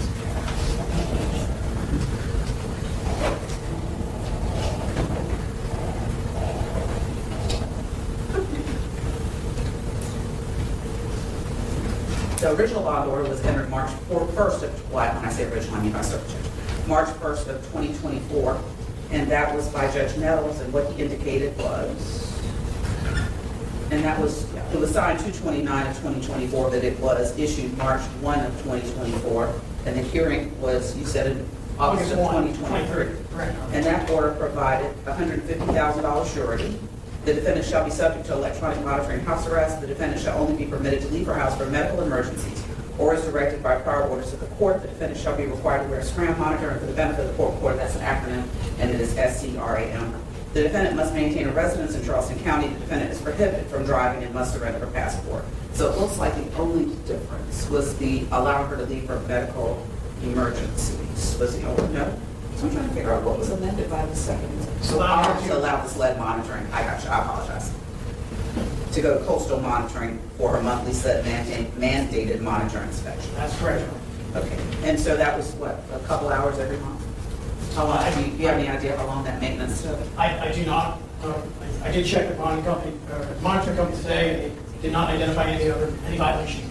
I'm present, in case you have any questions. Perfect, you can answer that question for me. Yes, ma'am. How often was the maintenance? If you could tell us your name for the record. Stacy Andrews, SDACY. And you were with Bad Boys? No, ma'am. My company is Coastal Carolinas Monitoring, LLC. And how often did this maintenance take place? Now that we're SLED mandated as of January this year, GPS lines must be visually in person inspected once a month. So she was at my office for about 20, 30 minutes at most, once a month. Perfect, thank you so much. Okay.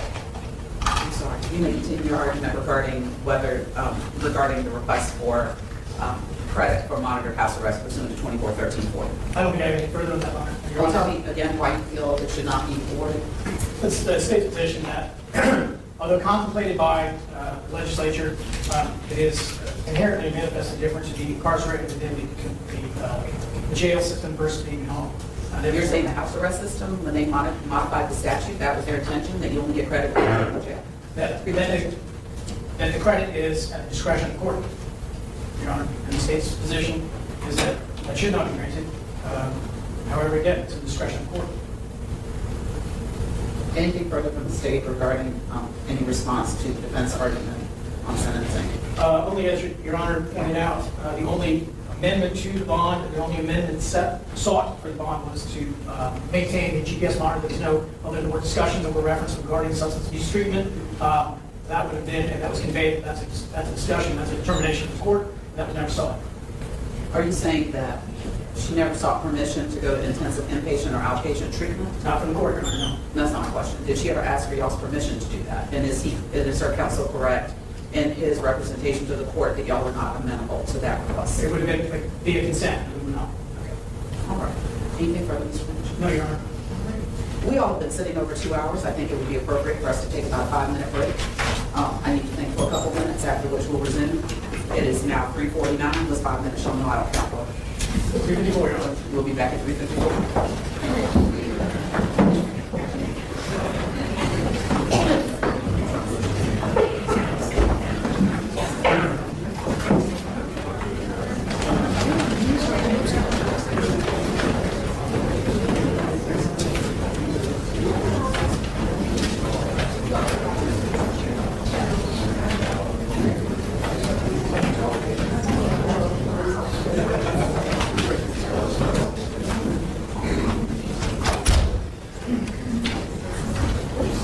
Jamie, you want to go? Make sure you're not bringing up underneath this pencil.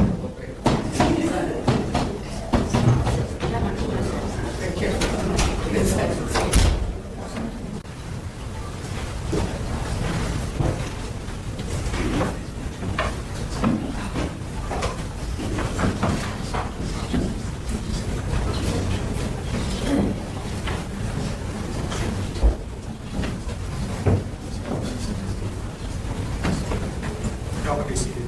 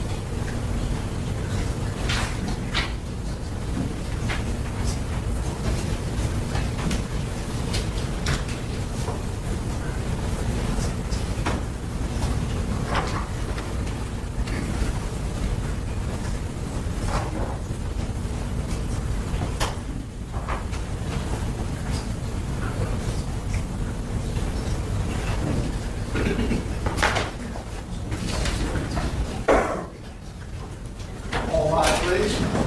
May be seated. The defendant stand for sentencing.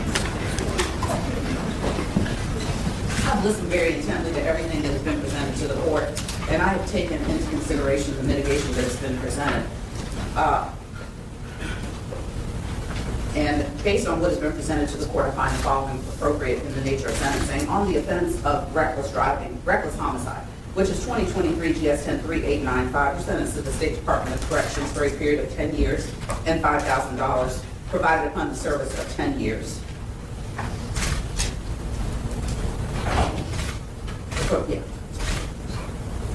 On both counts of felony DUI, great bodily injury, you're sentenced to the State Department of Corrections for a period of 15 years and $5,100, provided upon the service of 15 years. And on the offense of felony DUI with death, you're sentenced to the State Department of Corrections for a period of 25 years and $10,100, provided upon the service of 25 years. These sentences are concurrent with one another. You'll get credit pursuant to 241340 if that becomes applicable. And I think it is appropriate, and I queried Mr. Finch for a particular reason. It was not random. Our state legislature, in their infinite wisdom, amended 241340 to allow for time monitored house arrest, and it was contemplated that a person get credit when they are basically in jail at home. And based on how Ms. Komoroski's home detention was structured, she was in jail, but for being at home. And I think it is appropriate that she receive credit for any time served on monitored house arrest or home detention. Those terms in my mind are interchangeable, from the period of 3/1/2024 through the present. And we'll calculate that and place it on her sentencing sheets. Again, these sentences are concurrent. I've ordered the ATU if it is available to her, and she will get credit for any time served pursuant to 241340. Thank you all for your time and your attention today. Have a good afternoon. Thank you. And I will leave the clearance of the courtroom to security, so I would ask that everyone stay in place and allow Major Bernstead and those who are assisting him. Ma'am, you may want to leave any valuables you have with your family. Leave that to them, so I would ask that everyone stay seated until security does what they need to do in terms of clearing the courtroom. And Mr. Curry, at this point, the president, as soon as y'all get through doing that, if y'all could bring him in so we can take care of his matter as well.